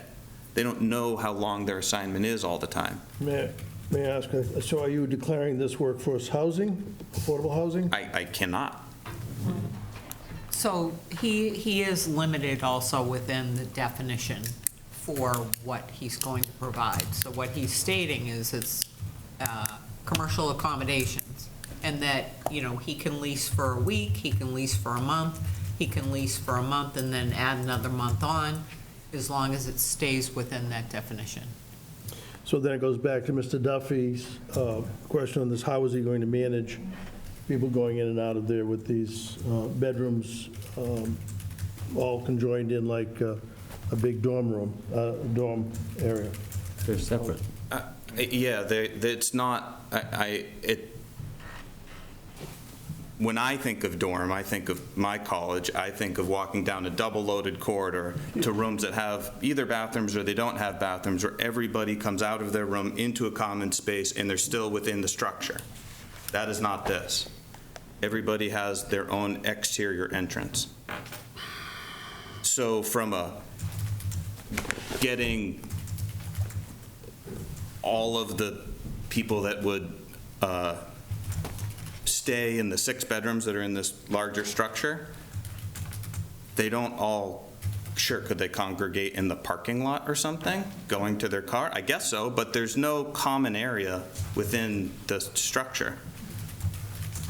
So then so if the board accepts all of this, then it boils down to how do you accommodate parking vehicles for all of this by setting aside whatever is necessary to it? Yeah. Okay. Yep. Well, that was helpful, thank you. Nick? I'm familiar with the area. I think it's a great project to clean up that back there. I understand the concept, and I think it's very doable. I don't have any concerns with the management of 5 units individually, as is defined here as well in the commercial. If you keep it as simple as it states here, premises for rental to transient guests. I don't see one question I had is like trash disposal and stuff, dumpsters down there and getting a trash truck in there and what the plan is for that. Because with those kind of units, people just, weekly units, they just dump trash, they leave trash. Yeah, They're not gonna put your trash cans out for you. yeah. I didn't know how you plan to address that. I didn't see a dumpster site on there. Our plan is to manage it out of the garage to the plan left, is to have some storage there and then deal with it from there. That's not noted on the plan, I understand that, but that is our intent from an operations perspective. Yep. That garage you're talking about appears to be off of your property. Part of it does. Yep. So has it been there for like 21 years or more? It's probably been there for 121 years. Sure. Well, that's probably a stretch, but yes, well over 21 years. 10. Back when Google Earth was a balloon. I have a question on conservation. Yes. I didn't find any approval in the file. I have a copy of the RDA approval of the septic system. In terms of, No, you're talking about their Concom. comment? Yeah. Yeah. Concom's approval. They sent me directly an email that said what I told the board, which is that they are requesting that I apply for an RDA for these stoops here, and there's a walkway that would essentially go to them, and then the removal of this gravel. And I'd be happy to provide that to the administrator. We had a call, myself and my engineer had a call with them Friday? So you have no hearing or anything with them? Not yet. Are you going to have a hearing? or I is it have done to. at- Yes. Okay. It'll be a requirement in order to get a building permit. I won't get sign off from Concom without it. It's usually a requirement to come here, too, to have your ducks in order. I did, because I had the septic system, and I talked to them about it, and they said, no problem, so I made the application, because theoretically, it's a reduction. There is no real work within the Concom. Jurisdiction. Thank you. Is that word? And we circled back to it, so I hear you. I don't really know what to say, except I was well-intended. Can I just get a clarification? condition it. I just need a clarification on something, Madam Chair. You are working within the, are you working within the 100-foot buffer zone? For the septic, yes, for sure, but I have an RDA, I have approval for all of that work already. All right, so it does require Concom because you're working within the 100-foot buffer. But I have that approval already, and I have it from 2 years ago.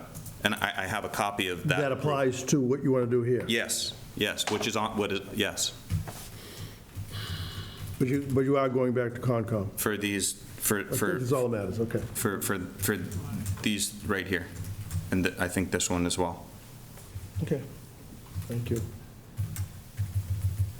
Anybody else have any other, I don't even know what to ask at this point. Does anybody else have any questions up here before I go to the public? See what the public has to say. Good up here? Anybody from the public want to come up and ask some questions? Come on up. Just state your name and address, please. Thank you for the opportunity to speak. My name is Patricia Cusack, and I live on 16 Beaman Lane. 16? 16. I purchased the property in June of 2021. During that time, there have been 2 renters, both of which resulted in the police being there multiple times. They were annual renters, and I can speak honestly that the property was not well managed. So it's a great concern of mine to think that we'd be talking about short-term rentals when annual rentals were not well managed. The other concern that I have is about traffic flow. Currently, there's a lot of trucks that come through there, and it results in the trucks going on private property, using people's driveways. And it's really, if I'm walking my dog down the street, it's a safety issue. So the thought about adding 6 more units with possibly 12 to 15 cars in that small space, which already is a problem with the trucks that are servicing Bucatino Restaurant, I would really ask this board to think very strongly about permitting this project. This is not a well-managed project. It has not been.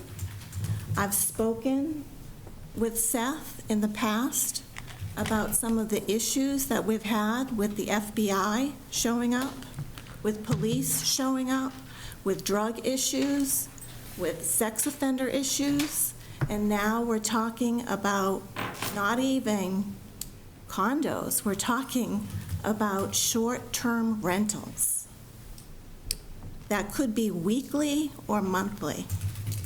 This will change the entire complexion of that private lane. Thank you. Thank you. Thank One you. question. Excuse me, come back. Where is 16 Beaman Lane in relationship to the property? It's across the street, and my backyard abuts the backyard of Bucatino. Used to be the cottage that went with the willow field and... With Wicker Well, Tree. Yeah. if you go down that street, it's very hard to identify where certain properties begin and where they end. And I was just wondering where you were. It's to the immediate left of the Bucatino, but in the Are backyard. you across the street from any part of his property? Or is it you further down the street? Yes. Where? I'm right across. Okay. This upper corner. All right, thank you. Any other questions? Thank you. Thanks. Anybody else? Yes. Come on up. Please, thank you. Sure. Thank you. Hi, my name is Mary Kerwin, and I'm at 30 Beaman Lane. So that means I'm about 2 houses down from this. You're like behind Bucatino. If you see Bucatino's and you see Patty's house, then there's another house, and then there's ours. Then you- okay. So we would be almost, if you ever drove by on 151 where the property where there's the whole fence, there's like, Oh, seems like okay. a mile fence.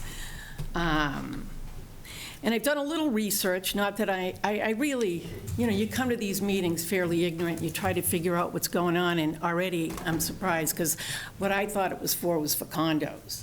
So I'm a bit flabbergasted that this is a month-to-month rental, and I think it's a great idea if it were nurses that were coming there. But again, I echo what Patty said.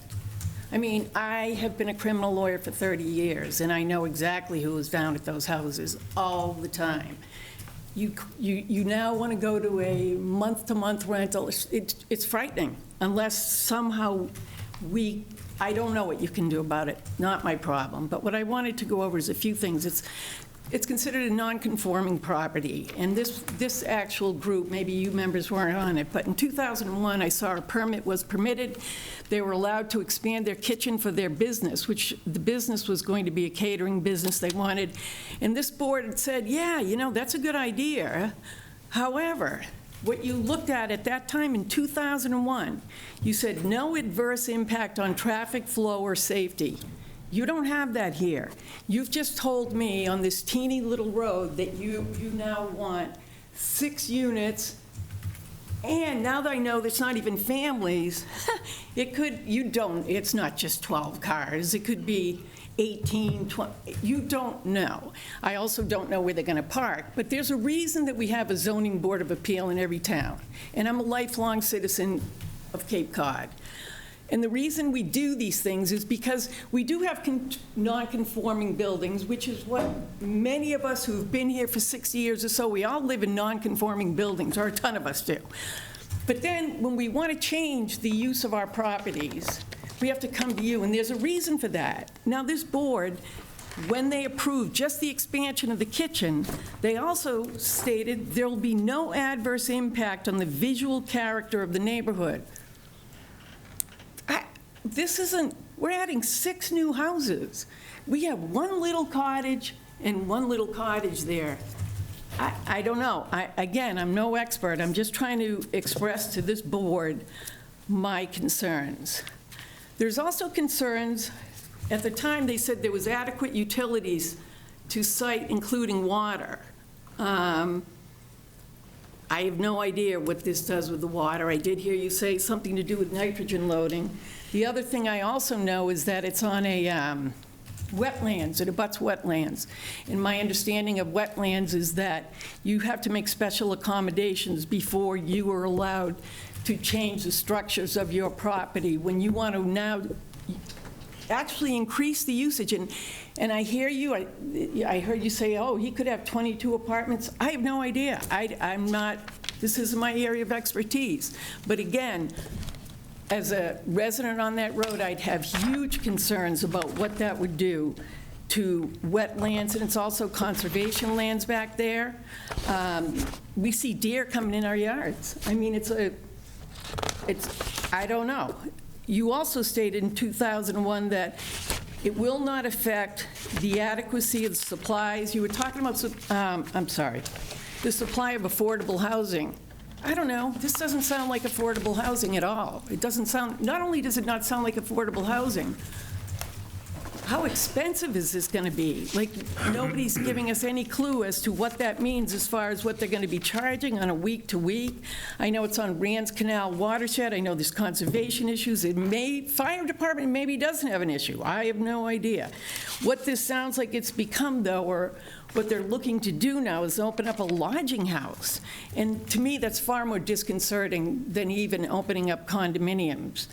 And with that said, I will also just want to finish on saying that the amount of traffic that is on that road is already shocking. And in all fairness to Mr. Jarvis, I've always found him to be willing to talk to every one of us. He goes house to house and talks to every one of us and discusses problems. Like, he's never ignored my calls anyway. So I'm just going to say that I have huge concerns about the changing of the usage of this property. Question? So have you spoken to the Adams family here about any of No, this? no one came to our house, no. Okay. I'm just saying, when Mr. Jarvis was looking to Yes, put it... I understand. Okay. Thank you. Thank you. Anybody else from the public? Come on up. I'm a little nervous, but I've lived on Beaman Lane since the 80s. Name, please. Oh, I'm sorry, Stephanie Kelly. I've Thanks. lived on Beaman Lane, I've lived on 31 and 25 was my parents' house, and then I live next door, which is probably 2 lots up from the property. So for years, you know, the traffic wasn't bad. You know, once in a while you'd have a problem. Years ago, my father put up a gate. People just decided to drive all over the lawn. They'd go around the tree, and we'd see it all the time. So we finally took down the gate.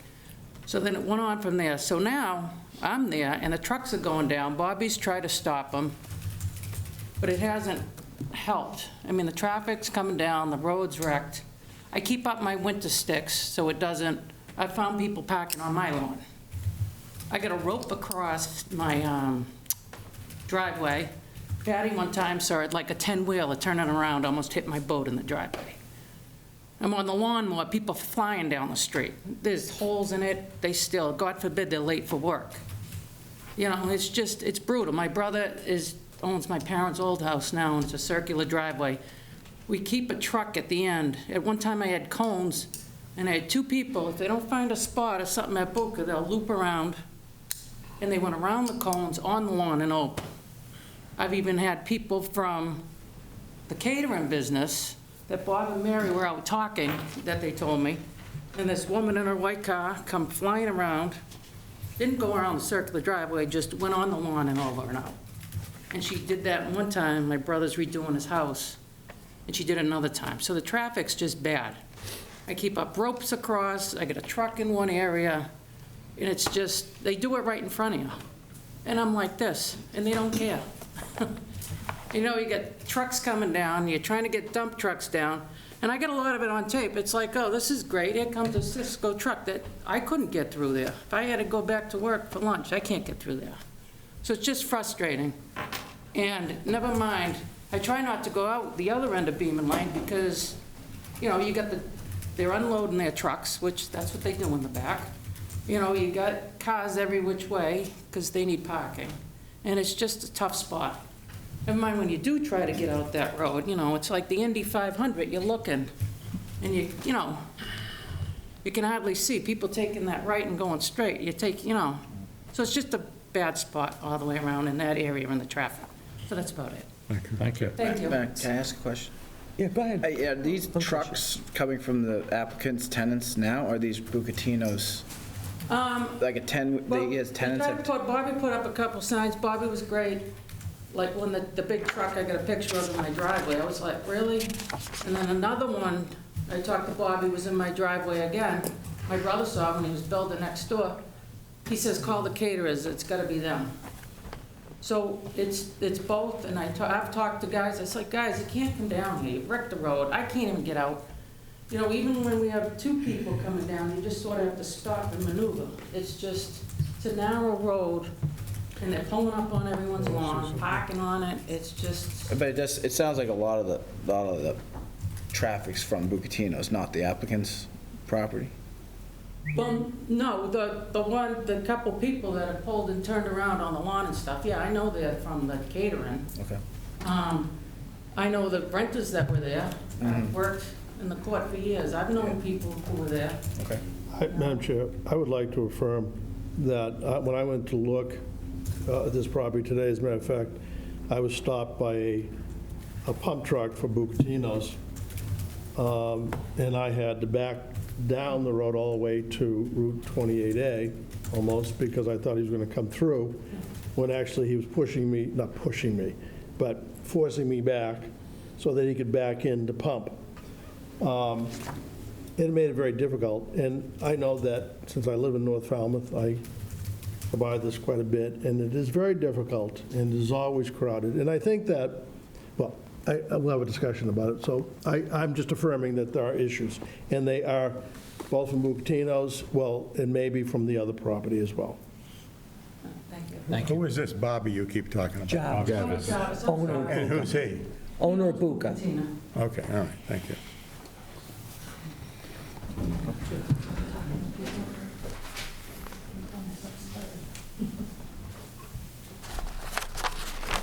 My name is Robert Manning. I live at 30 Beaman Lane as well. Just to speak to the project itself, I understand that it is a commercial zone, which, you know, ties people's hands as well. It's B2 zoning, which is, you know, the highest probably zoning in the town. So I understand this proposal is well within this gentleman's right to make, and if he can get it built, he can get it built.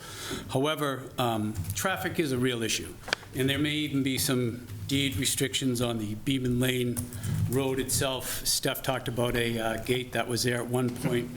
I know it is delineated, that gate delineated the commercial zone from the residential zone.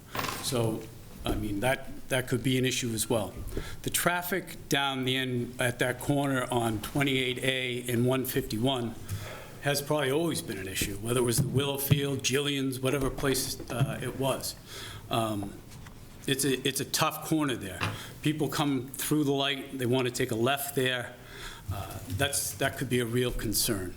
Traffic is going to be routed down Beaman Lane. It's a one-lane road. And I understand when you buy a property and you buy next to a commercial zoned area that these are some of the things that can happen. I don't like to dismiss anything out of hand. It was an information gathering session here tonight. I don't know Mr. Adams nor his brother, but I do think that the traffic will be a real issue. Anyone who has been here long enough or been on that corner long enough understands that there's many bad accidents right there. Bucatino itself is poorly lit. That's not to say that's Mr. Adams' problem, but it's certainly, the traffic will be a real issue. Maybe deed restrictions on Beaman Lane itself up until that commercial zone. So, like I said, I don't want to dismiss anything out of hand, but I think it needs to be looked at. And I think that ingress and egress from 28A to that property really needs to be a concern of this board. Thank you. Thank you. Thank you. I'd like to ask Mr. Adams some questions. Mr. Adams? Sure. Anybody else from the public? Come on up, Mr. Adams. I think we have a few more questions up here. Okay. Frank, you can start off. Your neighbors have raised a question about traffic, but one of the issues they also have raised is that if you have 6 units here, you possibly might have 12 tenants or maybe even more with a lot of cars, and can you accommodate all of these cars on your property, and how are you going to control that if everybody who's a resident there, even a short-term rental, has a car? It looks to me like you've overexceeded the capacity of the lot. I'm just suggesting that. I don't know for a fact, so you're going to answer it. Yeah, there was comments about a number of different numbers of cars. There are 7 bedrooms. Okay. 1 car space per unit is required. That's what we've provided. There frankly is extra room for more, but we've outlined what is needed per the regulations. I would be remiss in saying that it will never be more than 7, but to think that it's 20 is not reasonable either. We could easily, in our lease, and I would be happy to have it as a condition, that there's 1 car per unit, or 1 car per bedroom, excuse me, because there is 1 unit that is a 2-bedroom. No parking is shown on this plan, right? Yes, it is. That's what this dark gray is and this dark gray. Gravel parking. Oh, right here. Okay, yeah. There's a lot of detail. That's confusing. I was looking for regular parking lines. We're proposing gravel parking, Yeah. and we're proposing gravel parking because it's sensitivity to the wetland. So the one shows 2 spots? Is that what it says? There's 2 to the 2 and left 5. of the garage, and then there's 5 between the garage, or excuse me, the cottage and the larger structure. So then you're providing no guest parking? Currently, no. Okay. Mention it, may I ask? There's room to add more parking if you need it, right? Yeah, no, absolutely. I'm not opposed to having some extra spots, for sure. When I was there, it's all gravel anyway. It's already parking everywhere. Yeah. It would be very easy to accommodate some extra parking. I have no problem with it, whether we want to do it through some sort of condition, you want me to note it on the plan. I don't have any problem with that whatsoever. But to the point that, and I can, I don't really want to allow for 15 cars. That just encourages 15 cars to be there. Have you considered fencing it around? Yes. To keep people out? Yeah. Yes. That's your intention. Yes, as I noted during on here again? my presentation, my intent is to eliminate all the unwanted parking that is currently there and make it just for guests of the property. Well, you do have a split rail fence. Is there anything else that you might utilize to help with screening, noise reduction for, the folks nearby? I know you're going to, Lucatino probably makes a lot more noise than these people will, but you heard what your abutters are. We want to try and... I totally respect what they're saying.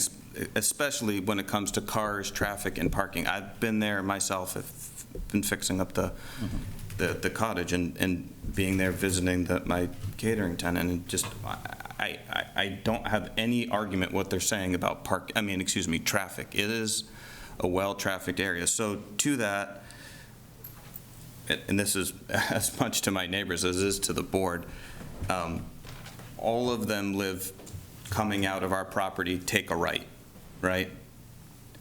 I wouldn't have any issue coming out of the driveway, a left-hand only sign that I would provide so that nobody went down the Beaman Lane past their houses. Is that going to stop 100% of the people? Of course not. But is it going to deter a fair bit of it from happening? Yes. And I believe that that would be an improvement. Plus, the comments about the Cisco trucks.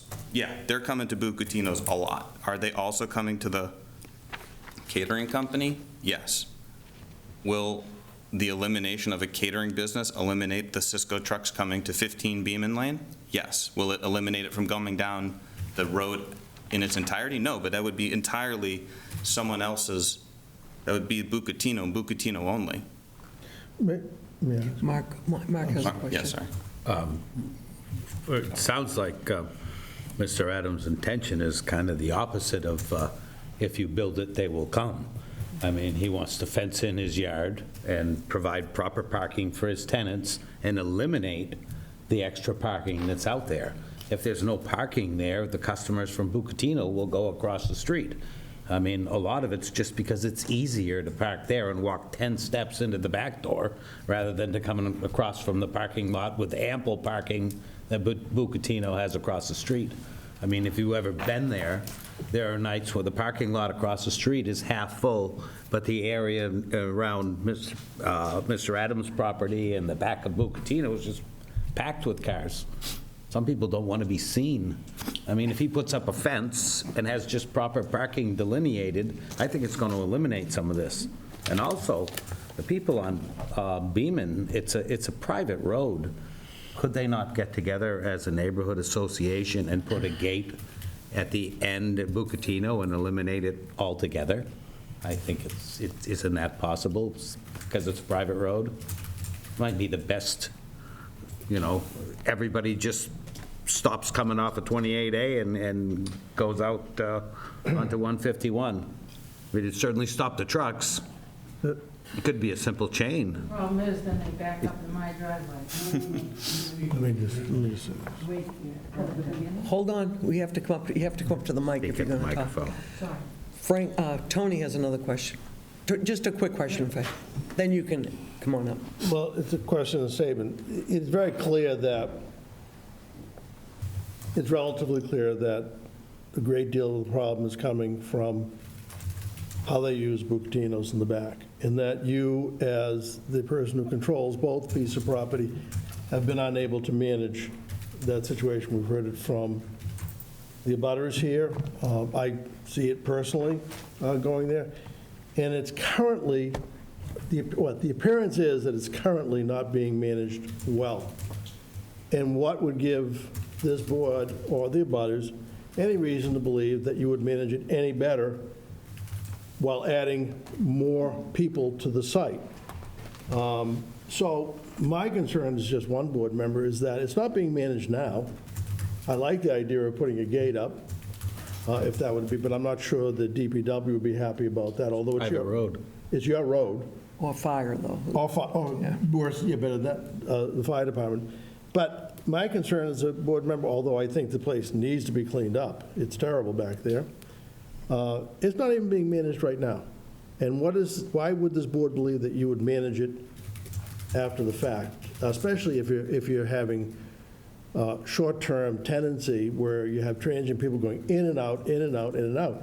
Nurses, yes, we need traveling nurses, but this just seems to me that this is going to be an ongoing problem if this board gives you a special permit to do this.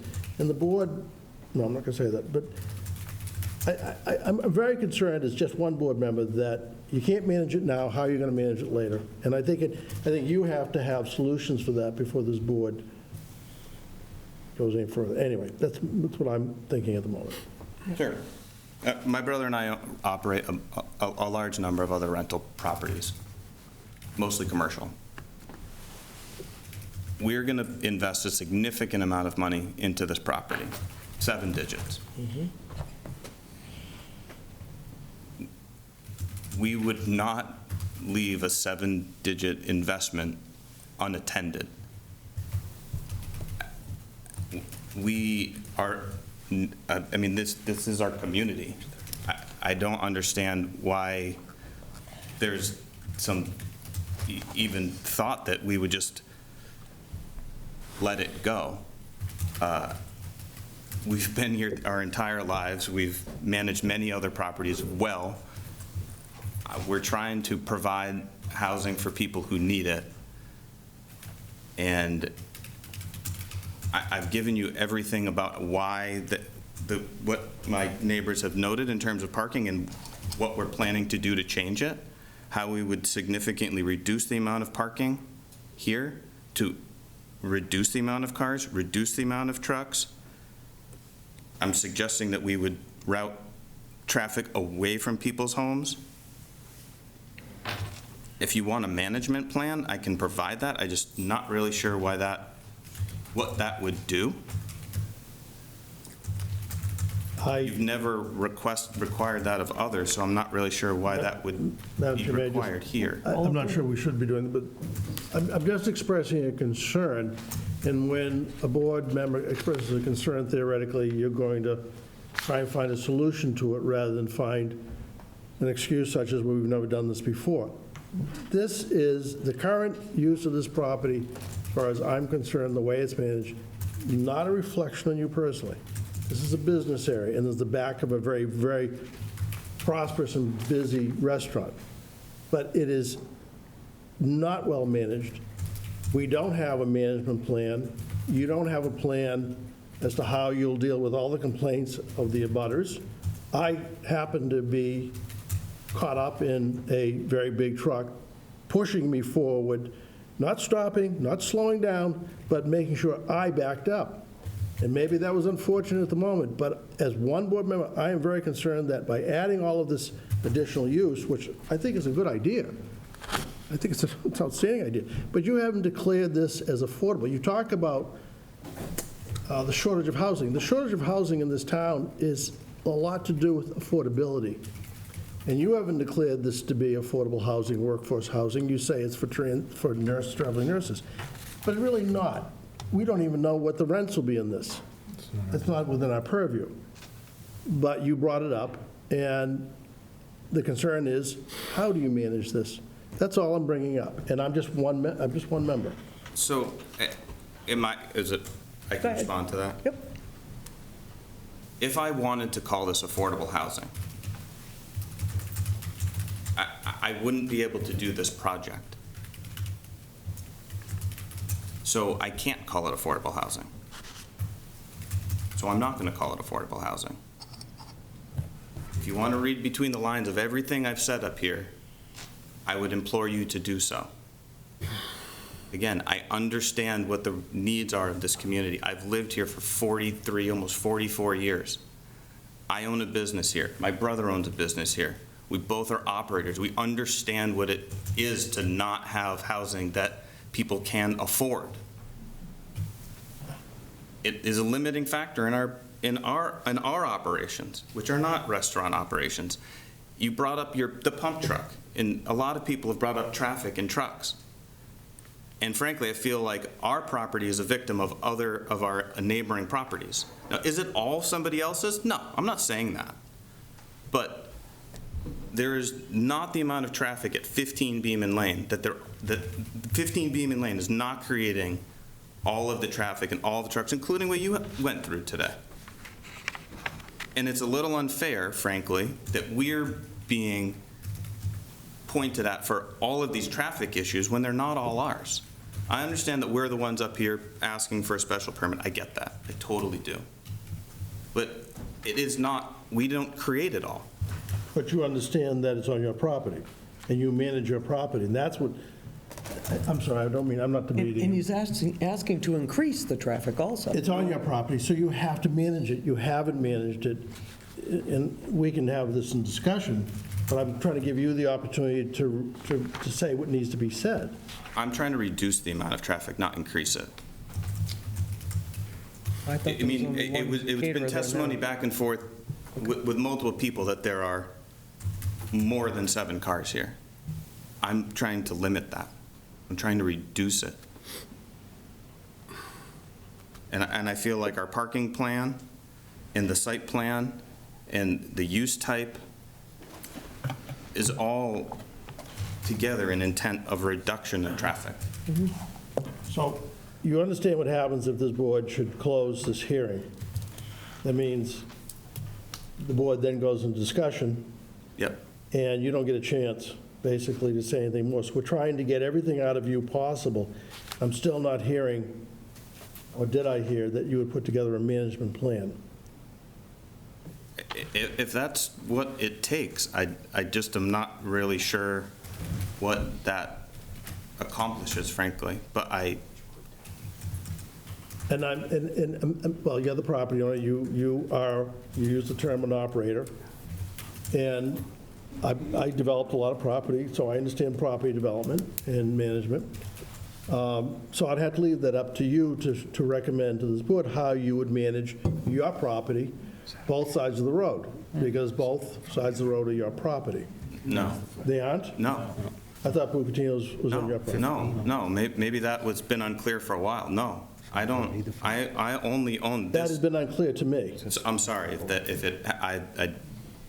So the road itself is your property, and it's used. So private road Private would road, be halfway. shared by property owners. So I still have to say, how would you manage, it's up to you to, if the board decides, I'm just one person. Sure. If the board decided that it should go forward with this, how you would manage. It's a tremendous concern to abutters.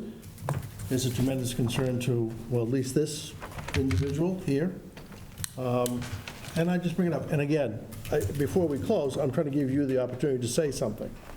Well, just for the board's notice too, Bucatina's does have permits with the Zoning Board of Appeals, and there were issues discussed about deliveries and parking, et cetera. Does sound like a portion of the testimony tonight was relating to that issue, which you cannot hold this applicant harmful for. He has no control over the business across the street. Then he can't come up with a management plan.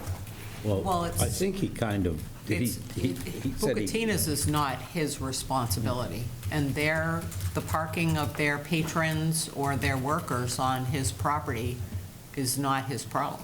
And he did allude to the intention of... It is I his mean, problem. other than, he can control, I guess, he can't control their property, their business, man. But he actually can, and he alluded to fencing off his property if necessary. I mean, the violators on his property aren't anything to do with his business. And I mean, I just happen to know the Adams, and I know how they run their business. I had a tenant that worked for them, and I think they do a great job at everything that I'm aware of that they've ever done, and their father as well. Would you be okay? Yeah. Sorry, madam. Nick has a question, Go ahead. quick. Can you just, right now, there was one tenant in the cottage. Yes. By itself, a catering business. Yes. And in that building, there were renters as well. No, the catering business, they occupy the entirety of that larger structure. And then how many people worked at the catering business, day-to-day operations? I think it ranges. When they're slow, it could be 3 or 4, and when they're busy, it's probably double digits. Yeah. And then all the cars that are parked over there, those are from tenants now. I'd just be not remiss adding if up- I knew what happened after dark. I don't go to Bucatino's restaurant. I don't go and monitor my properties at all hours of the night. Yeah. I would suggest that it sounds like I should have a conversation with Mr. Jarvis, the operator of Bucatino's, to address some of my neighbors' concerns with regard to traffic, parking, et cetera. I think if you're willing to. I haven't had the opportunity to talk with him. I know he's been out of the country. I don't know if he's back. He's been on vacation. I would like the opportunity to talk to him, because I do feel like if I had the opportunity to talk to him, create some sort of document to come back to the board, address some of the concerns that the neighbors have brought up, and frankly has been brought up, which I think mostly are around traffic and the traffic up and the and cars, trucks, et cetera, parking, because I'm not going to sit here and say I police the parking of what happens there. I haven't. It's pretty obvious. And I didn't really think that there would be a problem coming here and saying that I was going to improve the situation, but clearly me saying that I'm going to do it and actually having had a conversation and putting something in writing is different. So I understand that. So, But this board has to consider what the abutters are saying. I respect that, and I We understand. usually encourage applicants to meet with the neighbors even before they come in here. Yeah. You know, it's just Quick question. being a good neighbor, pretty Yeah. much. And I know I encourage it almost every hearing. So- Anyway, go ahead, Scott. Just to reaffirm, you mentioned earlier that you would be willing to condition the project with 7 parking spaces. Is that correct? That's what I've proposed. Yeah. And I just want to make, it's- I want the abutters to hear that, so that, I mean, the limitation, to your point, where the site has been kind of wide open, and when I was there's probably 7 cars there at that point, that fundamentally there should be some ability for you to restrict that. That is our intent, because I don't want what's happening right now. I don't want there to be competition between the people who are paying money to be in our building, and whether it's a patron of Bucatino's, a worker there, somebody who's visiting one of my neighbors, no offense to any of them. I want it to be for us, for our property and our tenants, and our renters. So yeah, so a long-winded way of saying yes, 7. Okay. Go ahead, Frank. Well, we've heard an awful lot of information tonight, and frankly, I don't have enough to feel confident voting right now, but I'd like to raise some of the issues that I have. Under the zoning bylaw, we have to make certain findings. One of them is we have to find that the site is adequate for the proposed use. We also have to find that it is suitable for the proposed use, and we also have to find that there's no adverse impact on traffic flow and safety. As of right now, I have not heard enough information to affirmatively vote on those conditions. And if I can't make that finding, if the board can't make that finding, your project does not go forward. So I think you should take a look at the conditions for granting a special permit and address them individually. Also, I have a concern about, you've applied under Section 249.5A of the zoning bylaw, which allows you to incorporate cooking and housekeeping facilities in a commercial accommodation, provided that it does not change the nature and use of the property as a commercial accommodation. And what you've done, your proposal, in my mind anyways, kind of mixes commercial accommodation with really multifamily housing. And I don't have enough information right now to feel that these units will be commercial accommodations. And as Mr. Petrucci has mentioned, you really need to show some kind of a plan here. There are just too many unknowns and too many factors that are just unresolved tonight, and I don't think we have enough information to resolve them. So anyways, my suggestion is you agree to come back and address us when you've got all these questions answered. That's just my suggestion. Which I think I requested that already, so. Mark, go ahead. And I know a little about the catering business there because someone I knew worked there. You get 3 or 4 people, and when they're busy, you get 3 or 4 people working in the kitchen. You have trucks that the food goes out on, and you have servers that go out with the food, and they all generally have their individual vehicles. You can see a large number of cars are in there when the caterers are busy, usually weekends and nights or whatever. But I suggest that this might reduce the parking there. Because, I mean, if you're catering 2 things, you're sending 2 and 3 servers per event, plus you have 3 and 4 people working in the kitchen. Most of the complaints are relative to Bucatino's. That's why I think it's good if he meets up with Bobby and then meets up with the neighbors. Under commercial accommodations, which he has every right, because it's B2, he has to provide the parking that's allowed. And I would suggest that if he provided too much extra parking, it would only be usurped by the people across the street. As small as possible. Yeah, I understand the concern, but I don't see how Mr. Adams' business is contributing to it in any degree. And, he has a right to build this according to the book.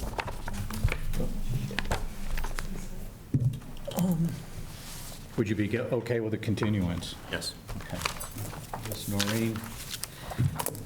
November 21st. Pardon me? November 21st. Give you time to chat with the abutters and Thank you. motion to continue to November 21st. Second. We have a motion and a second. Is it Nick this time? Yeah. Motion and a second to continue to November 21 at 6. All those in favor? Aye. Aye. Opposed? None. No more notices, so November 21 at 6 for the abutters.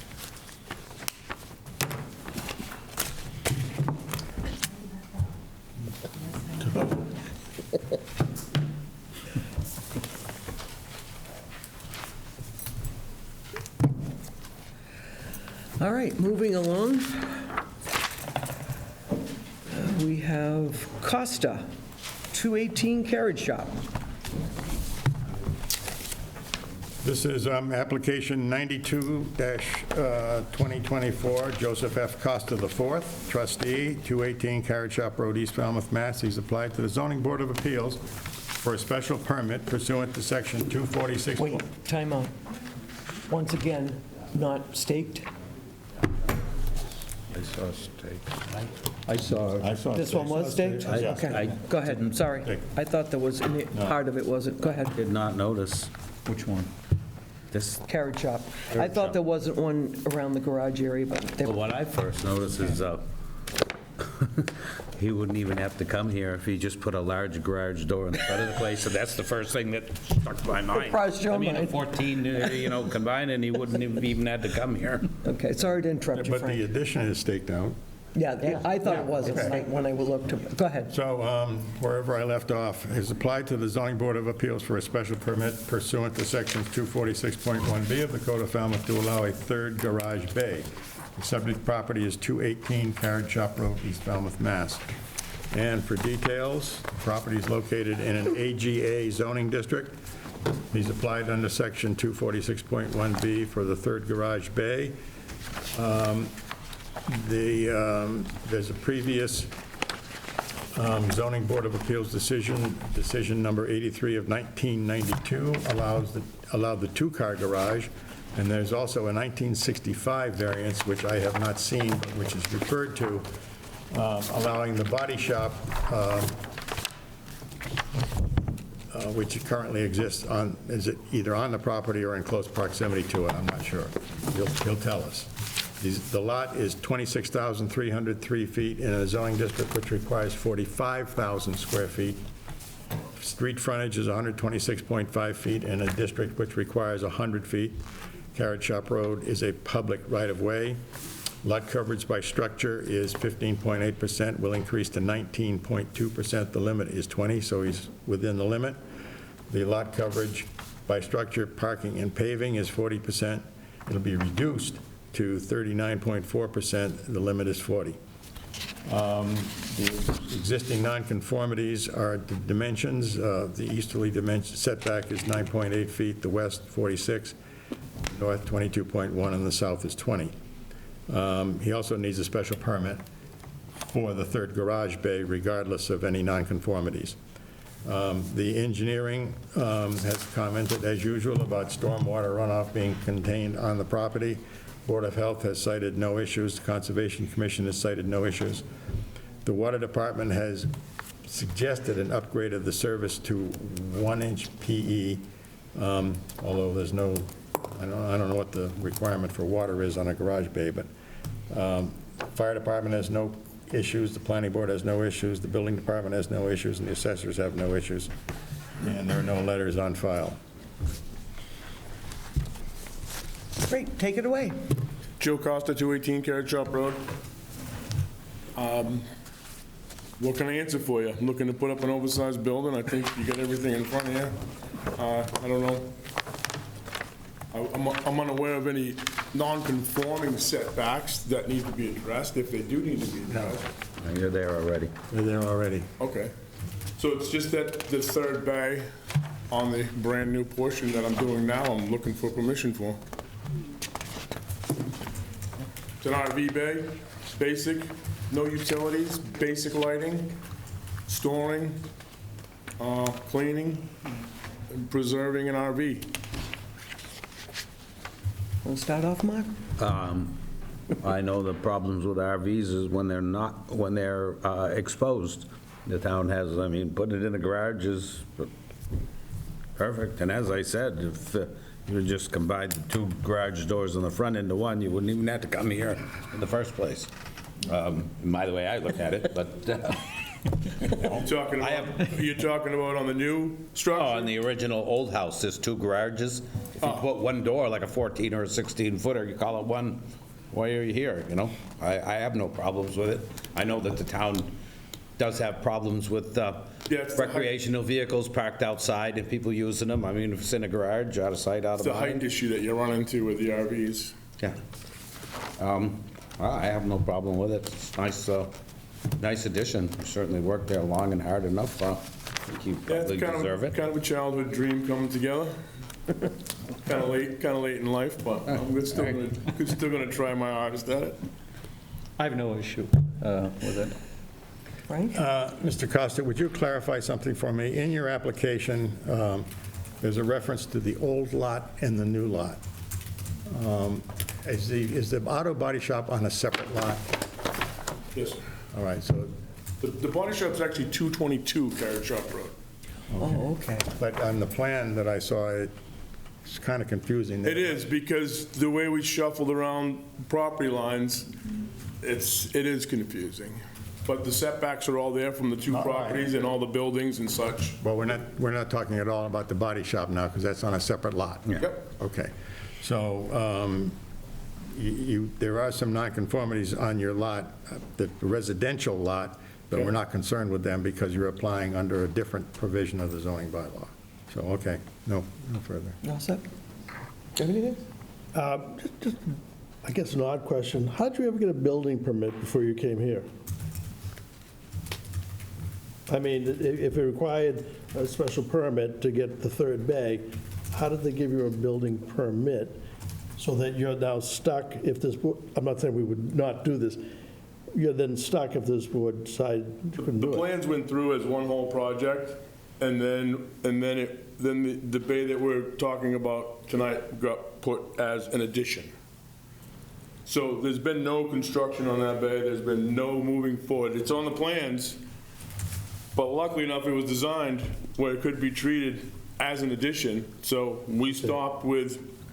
So there was something you decided to add to as you were building it. You got a building permit to build this addition on, then you decided to put a third bay in someplace, which is actually 3 extra bays because you have 2 bays in the front house.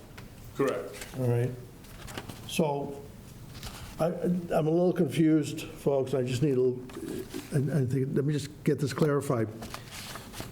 You're asking for a third bay when you're actually getting 3 extra bays on top of 2 existing bays in the front. What happens to the 2 existing bays out front?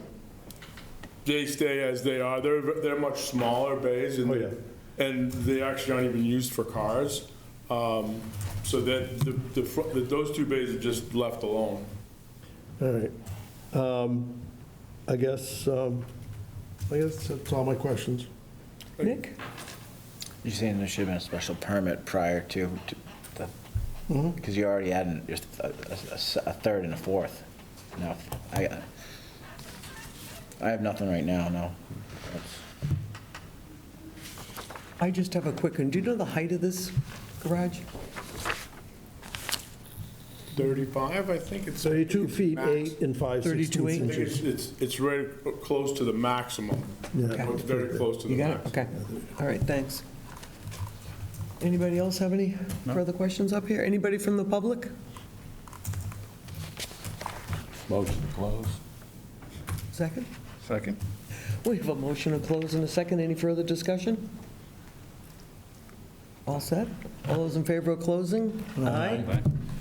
All right, Scott? Motion to approve with conditions? There you go. I'll second. There you go. Okay. And we'll do findings. The property is located in an AGA district under the zoning bylaw. This is an application under section 246.1B of the zoning bylaw for a third garage bay. The principal use of the property is residential. The body shop is on a separate lot, so it's not concerned with this application. There is a previous zoning bylaw approval for a two-car garage. That's case number 83 of 1992. The body shop, which is now on a separate lot, was approved by a 1965 variance. The lot consists of this lot is 26,303 square feet in a zoning district which requires 45,000 square feet minimum. And under section 246.1B of the zoning bylaw, a special permit for a third garage bay is required if the lot is less than 30,000 square feet, and this lot is less than 30,000 square feet. The frontage is 126.5 feet in a district requiring 100. Carrot Shop Road is a public right-of-way. The lot coverage by structure is 15.8%. It will be increased to 19.2% in a district where 20 is the limit. Lot coverage by structure, paving, and parking is currently 40%. It will be reduced to 39.4% in a district where the minimum is, or the limit is 40%. The height of the structure will be 32.8, which is within the limit of 35. There is no public comment. In terms of findings by the board, we may make the finding that the site is adequate for the proposed use. It is suitable for the proposed use. No impact on neighborhood visual characteristics, views or vistas. No impact on traffic flow and safety. There's adequate sewage disposal. There's adequate utilities, and no impact on affordable housing. Beautiful. Conditions. Per plan, there you go. How's work? Hours of work. Any other conditions, Noreen? Not too many, I huh? would recommend, at completion, just certifying the total lot coverage, because you are right we're up right on the- at the max, and there's not a variance to go over, so it's just total pervious surfaces, so Total what, I'm sorry? the total pervious surfaces, so the structures plus any outside paving, patios, whatever.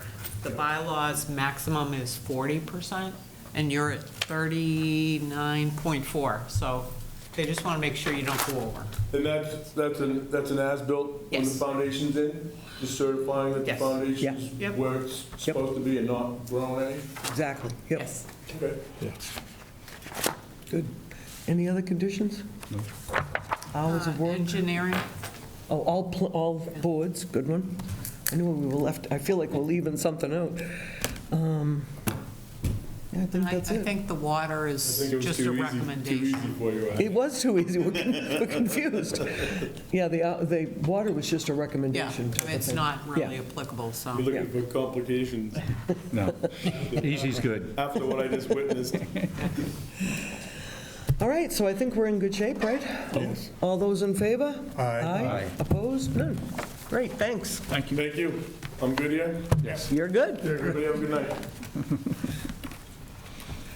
All right, now we have 96 Bridge.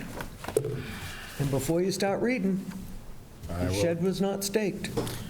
I would suggest that we take the shed off the table and move forward without the shed. And we can always come back and deal with that after the fact if the clients want to do so. But that could allow this to still proceed this evening and let the applicants keep their timetable for construction. Okay, Acceptable to me. works for me. Within the rules. You're up, yeah. That's okay? Okay. Take it away, Kev. Wait, you gotta read that. Read in. Oh, yeah, you gotta open. Jeez, don't take it away, Kev. Yeah, I'm kidding. I want to get out of here too, so like, I mean, I'm happy to. Can you tell him tired tonight? All right. Excuse me just a minute, Mr. Clower, till I find the file here. Time. I got it. This is application number 93-2024. Mark P. Brown, Mary Ann Brown of Needham, Massachusetts, have applied to the Zoning Board of Appeals for a special permit pursuant to Section 240-10.2A and 240-11.3A4 of the Code of Falmouth to construct a shed and allow alteration to the existing non-conforming dwelling to include an expanded covered porch, sunroom, and dormers, increasing lot coverage by structure. The property is located at 96 Bridge Street in East Falmouth, Massachusetts. Property is located in an RB zoning district. The property, as I pointed out, according to the notice of hearing, is a special permit under Section 240-10.2A and 240-11.3A4 for shed and alterations to the existing non-conforming dwelling, increasing lot coverage by structure. The existing structure is a four-bedroom with 3,154 square feet. The proposal is for a structure with four bedrooms and 3,600 square feet. It's in an AE 12 flood zone. The lot size is 15,000 in a district which requires a minimum of 40,000 square feet. The street frontage is 100, which exactly meets the requirement of the zoning bylaw. Bridge Street is a public right-of-way. Lot coverage by structure is 21%. It'll increase to 24% in a district where the average is 15.3. The lot coverage by structure, paving, and parking is 34.6, will increase to 35.7, the limit is 40. The notes suggest there'll be no new nonconformities, there'll be no increase in the height of the structure, and no issue with shadows, because the height doesn't change. No new bedrooms. The street setback at this particular location is 42.7 feet. The height of the building presently is 26.4 feet. We have engineering commenting that stormwater shall be contained on the premises. They suggest erosion control, and they note that the fence and stone wall are in the public right-of-way, and it should be incumbent upon the applicant to apply to the Board of Selectmen for a license to maintain the same. The Board of Health has no issues. The Conservation Commission has advised us that they have issued a negative request for determination of applicability. The Water Department has suggested that the service may need relocation. That's to be determined at a later date. Other boards, the assessors, the fire department have no issues.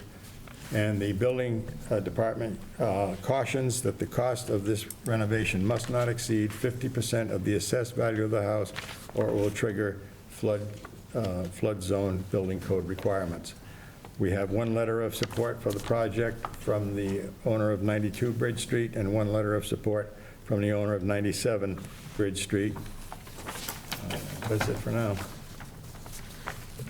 You're going to have to do your stats over, Kev. That's okay.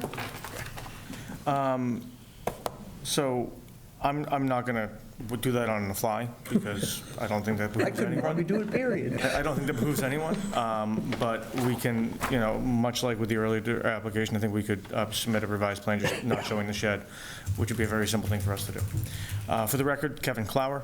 I'm before you representing Mark and Mary Ann Brown, the owners of 96 Bridge Street, both of whom are here tonight, the only two people left in the audience. I'm not discounting our friend, but the only non-usual members of the audience. The applicants are seeking to alter the existing non-conforming dwelling with a modest addition. So this property is located at the at the bend of Minot Road, just west of Green Pond. And I say this without jest. This is probably my favorite neighborhood in town. It is beautiful. I absolutely love this neighborhood. The lot is 15,000 square feet. It's the RB zoning district, and it's an AE12 flood zone. So this property is a 2-story, 4-bedroom dwelling with a footprint of just over 3,100 square feet. It is currently non-conforming to lot coverage by structure. It's 21%, where 20% is allowed by right, and up to 25% by special permit. It's otherwise conforming to all setbacks and lot coverage by structures, paving, and parking. So Mark and Marion have owned this property for 11 years. They're transitioning to using this house as their primary residence, and they're seeking some modifications to the floor plans in order to allow that. This includes extending the front porch by about 8 feet, creating a new sunroom at the rear of the house, and renovations to the existing interior space, which include creating a first-floor master suite, which will result in better utilization of that first-floor area, and as well as an increase in the size of the primary living area. In addition, they're going to add a dormer to the second story on the southwest side of the dwelling, which will allow them to relocate a bedroom to the second floor. These proposed alterations do not create any new dimensional nonconformities. Though the lot coverage by structure does increase by 446 square feet, of which the majority is the sunroom at 270 square feet, it results in a lot coverage of 24.0%. The existing ridge height here is 26 feet 4 inches, which will remain unchanged, as the change to the dormer, the proposed dormer, is below the existing ridge height. So this requires a special permit under 240-10.2A and 240-11.3A4. Under 10.2A, pre-existing non-conforming structures may be amended or altered by special permit, provided they're not substantially more detrimental than what exists. The board is asked to consider the standards of 240-12.1E and whether or not the proposed alteration creates any new dimensional nonconformities, impairs views and vistas, and reasonably conforms to the neighborhood. Here, there's no new nonconformities created. The only existing nonconformity is ironically eliminated with the issuance of a special permit under 240-11.3A4. The lot coverage by structures, paving, and parking will be 35.7%, which is below the 40% allowed by right. And as we've noted, we don't believe there's any impacts to views and vistas. As to the requirements of 240-11.3A4, in the RB zoning district, lot coverage by structure exceeding 20% requires a special permit. It is allowed, but requires that special permit. And in issuing that permit, the board is asked to consider the size and height of the structure in relation to the other structures in the neighborhood, the effects of shadow, impacts on views and vistas from public ways, and the effect of nitrogen on coastal embayments. This proposed house is larger than what exists, and it is a large home, but it is by no means an outlier within the neighborhood. The design is not out of character with the neighborhood, either aesthetically or visually. We are aware of the engineering referral. We intend to submit an application for a license to allow the fence and the stone wall to remain. We did a special permit for neighbors 2 years ago, very similar issue with their fence, and the select board granted a license in that situation. So we'll submit a license request to the select board for the stone wall, which is this portion right here that extends into the road layout. But that's been there since well before the clients took ownership of this property. So this project is an improvement for the applicants. It improves the floor plan, allowing for better use of the space and first floor living. Will not create any new dimensional nonconformities, and I don't believe there's any adverse effects, and certainly none that would overbalance the benefits. This meets the requirements of 240-10.2A, 240-11.3A4, and 240-12.1E. I would be happy to address any questions that the board may have. Otherwise, I believe that you can and should grant the special permit. You want to start off, Mark? Yeah, I have no problems with it. It's a very nice house, very nice wall, and quite a nice neighborhood as well. It really is a beautiful neighborhood. Just looking at the engineering comments, Attorney Clower, and on the slide, I don't see where we have the location of the additional dry wells that was stated in item 4. So we're going to have to submit a revised plan anyways. We can add a dry well. Yeah. Oftentimes, that's done after the fact. We don't, we try not to submit more plans to the board than we have to. So we didn't update the plan to reflect the new dry wells, but we can. Did the referral say it shows dry wells or needs dry wells? We recommend that board add a condition that requires additional. We'd be happy to add a dry well to control the new runoff. Or a rain garden if you prefer. Or a rain garden, yeah. Something along those lines. No, it's a nice project. Thank you. Frank, you have any questions? No. Tony? Surprisingly, I have no questions. No way. Are you worn out? Kevin! Lottery ticket on the way home. I don't know. You should buy one. Nick, you good? Anybody else have anything before we go to the public? What are you going to say? They're in favor. I'm going to go out on a limb. We have 2 letters on file from letters approving the property. Yeah. You're up. Motion to close. Second. We have a motion to close. All set? Any further discussion? All those in favor? Aye. Opposed? None. All right, Scott, you're at bat. Motion to approve with conditions? I'll second again. Yeah, hey, anybody. There you go. Findings. Properties in an RB zoning district. This is an application under section 240, 10.2A and 240, 11.3A4 of the zoning bylaw for alterations to existing non-conforming dwelling, increasing the lot coverage by structure. Now, just to make it clear, they've withdrawn the application, that portion of the application for the shed. So does that change the calculations a little bit on the? I believe it will affect it slightly, and I think we'll submit a revised plan to that effect. But it's under anyways. We'll condition it on the revised plan, yeah. The street frontage is 100 feet in the district, requiring 100 public right-of-way. The existing lot coverage is 21%, increased to 24%. The limit's 20. The average in the neighborhood, according to the calculations submitted by the applicant, is 15.3. And the special permit will cover that nonconformity. The lot coverage by structure, parking, and paving is 34.6, be increased to 35.7, limit is 40. The setback from the street is 42.7 feet, it's not changed. The height of the structure is 26 feet 4 inches.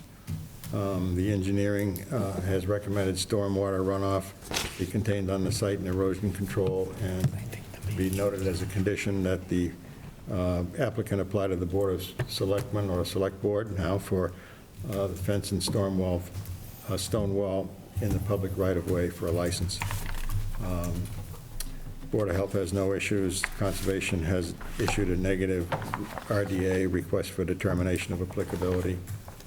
The water service may need relocation to be determined, and the building commissioner has cautioned that the cost of the renovation should not exceed 50% of the assessed value of the property because it will increase the building code requirements. We have received 1 letter of support from 92 Bridge Street, 1 letter of support from 97 Bridge Street, and there were no opposition received at the hearing.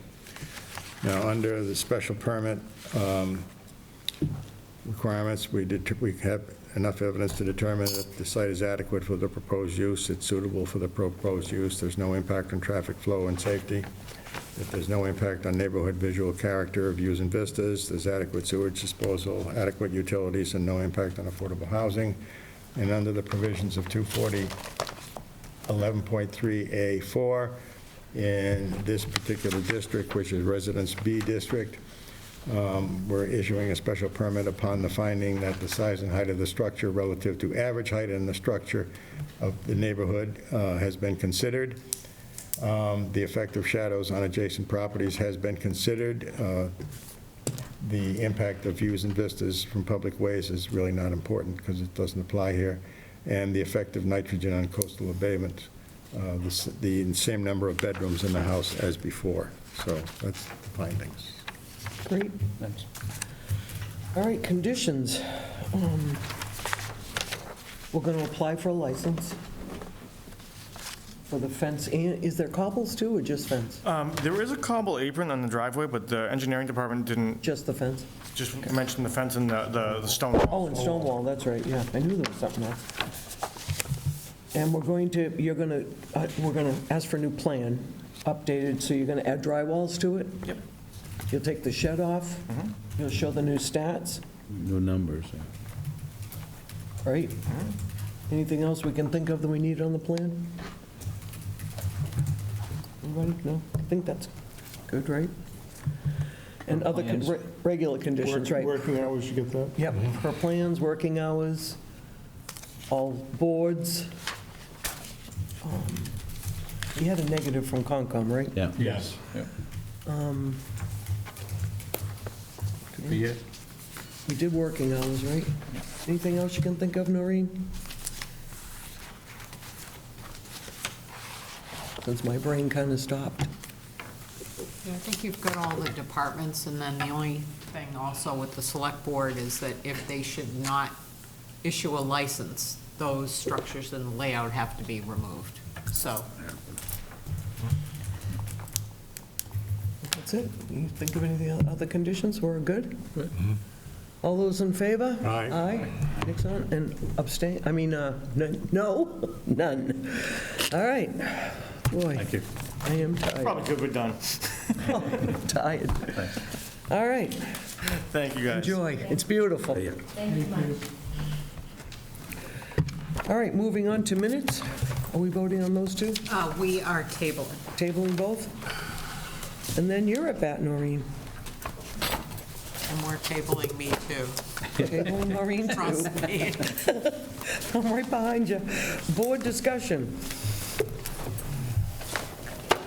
Oh, one piece of very good news for the board and for the town is that we have received official certification for the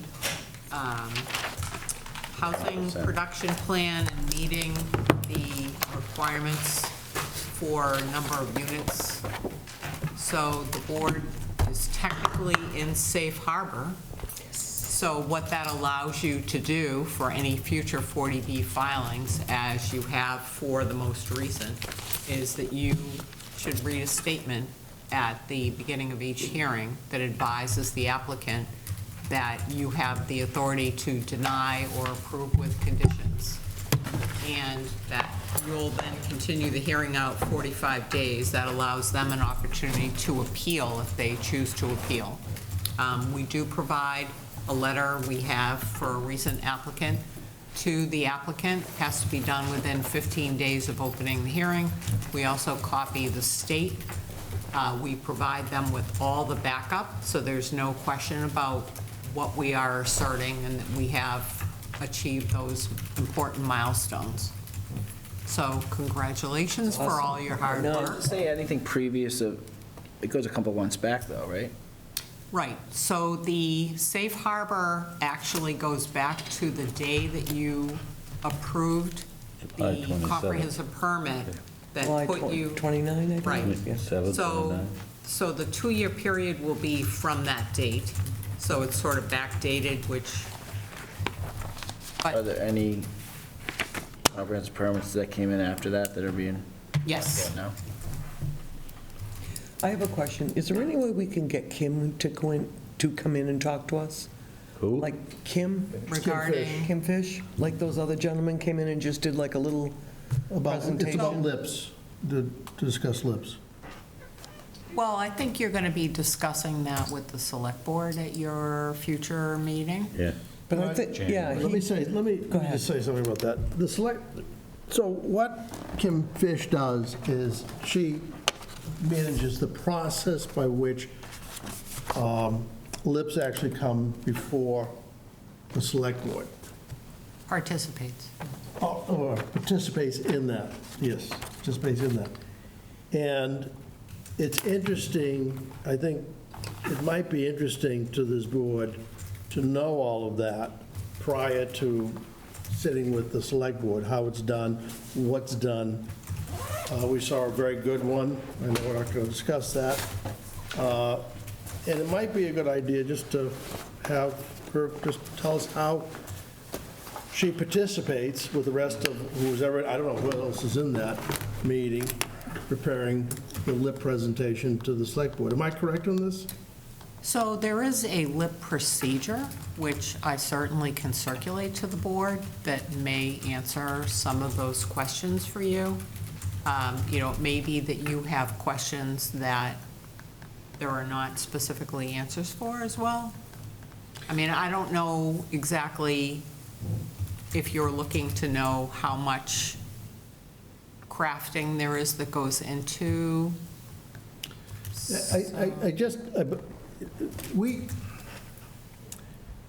I think it's mentioned, has been discussed, that it's important to try and stay ahead of the curve a little bit with regard to safe harbor, and that there will be additional 40Bs coming before us that have been, we'll call it approved by the select board. And it just might be interesting to truly, whatever you've got to help this board understand that process of how a LIP is created. Because I certainly, as speaking as just one board member, I don't want to spend, if I've got an hour with the select board, I don't want to spend it more than 10 minutes making sure I understand how they do it. I'm just speaking for one board member, because there's so many other things we can be discussing. So with the select maybe board. it would be of assistance for the board for me to circulate that process that they have set up for now. And, I know there is a working group that does meet with applicants and discuss matters, but then it's obviously a separate vote by the select board to approve a LIP or not. So, She doesn't Kim does not exercise any discretion. No. Correct. She's a functionary who Right. prepares the necessary documents. I think we could just look at the the LIP process? and see what it is. And Yes, the process. all she would be able to do is just tell us what's there. So I don't think that. Yeah, so let's circulate that. Yeah. To start, anyway, we can see if we have more questions from that. Yeah, that sounds good. All right, board updates? That was a good update. And future agenda items. so whereas next Thursday for all children in the United States is a holiday, the board, in recognition, has the night off. And we're all going to drop all our kids off at Nick's neighborhood, right? We'll all be ringing the doorbell. One more thing. Go ahead. Do you have this, Tony? The LIP application process? No, I don't. No. I think Scott has it? Yeah, she's going to send it out. I'm happy to circulate it. No, you don't share. Everyone should have a copy of that in there. She's going to send it out this week, yeah. Good. All right, Mark. Motion to adjourn. All those in favor? Aye.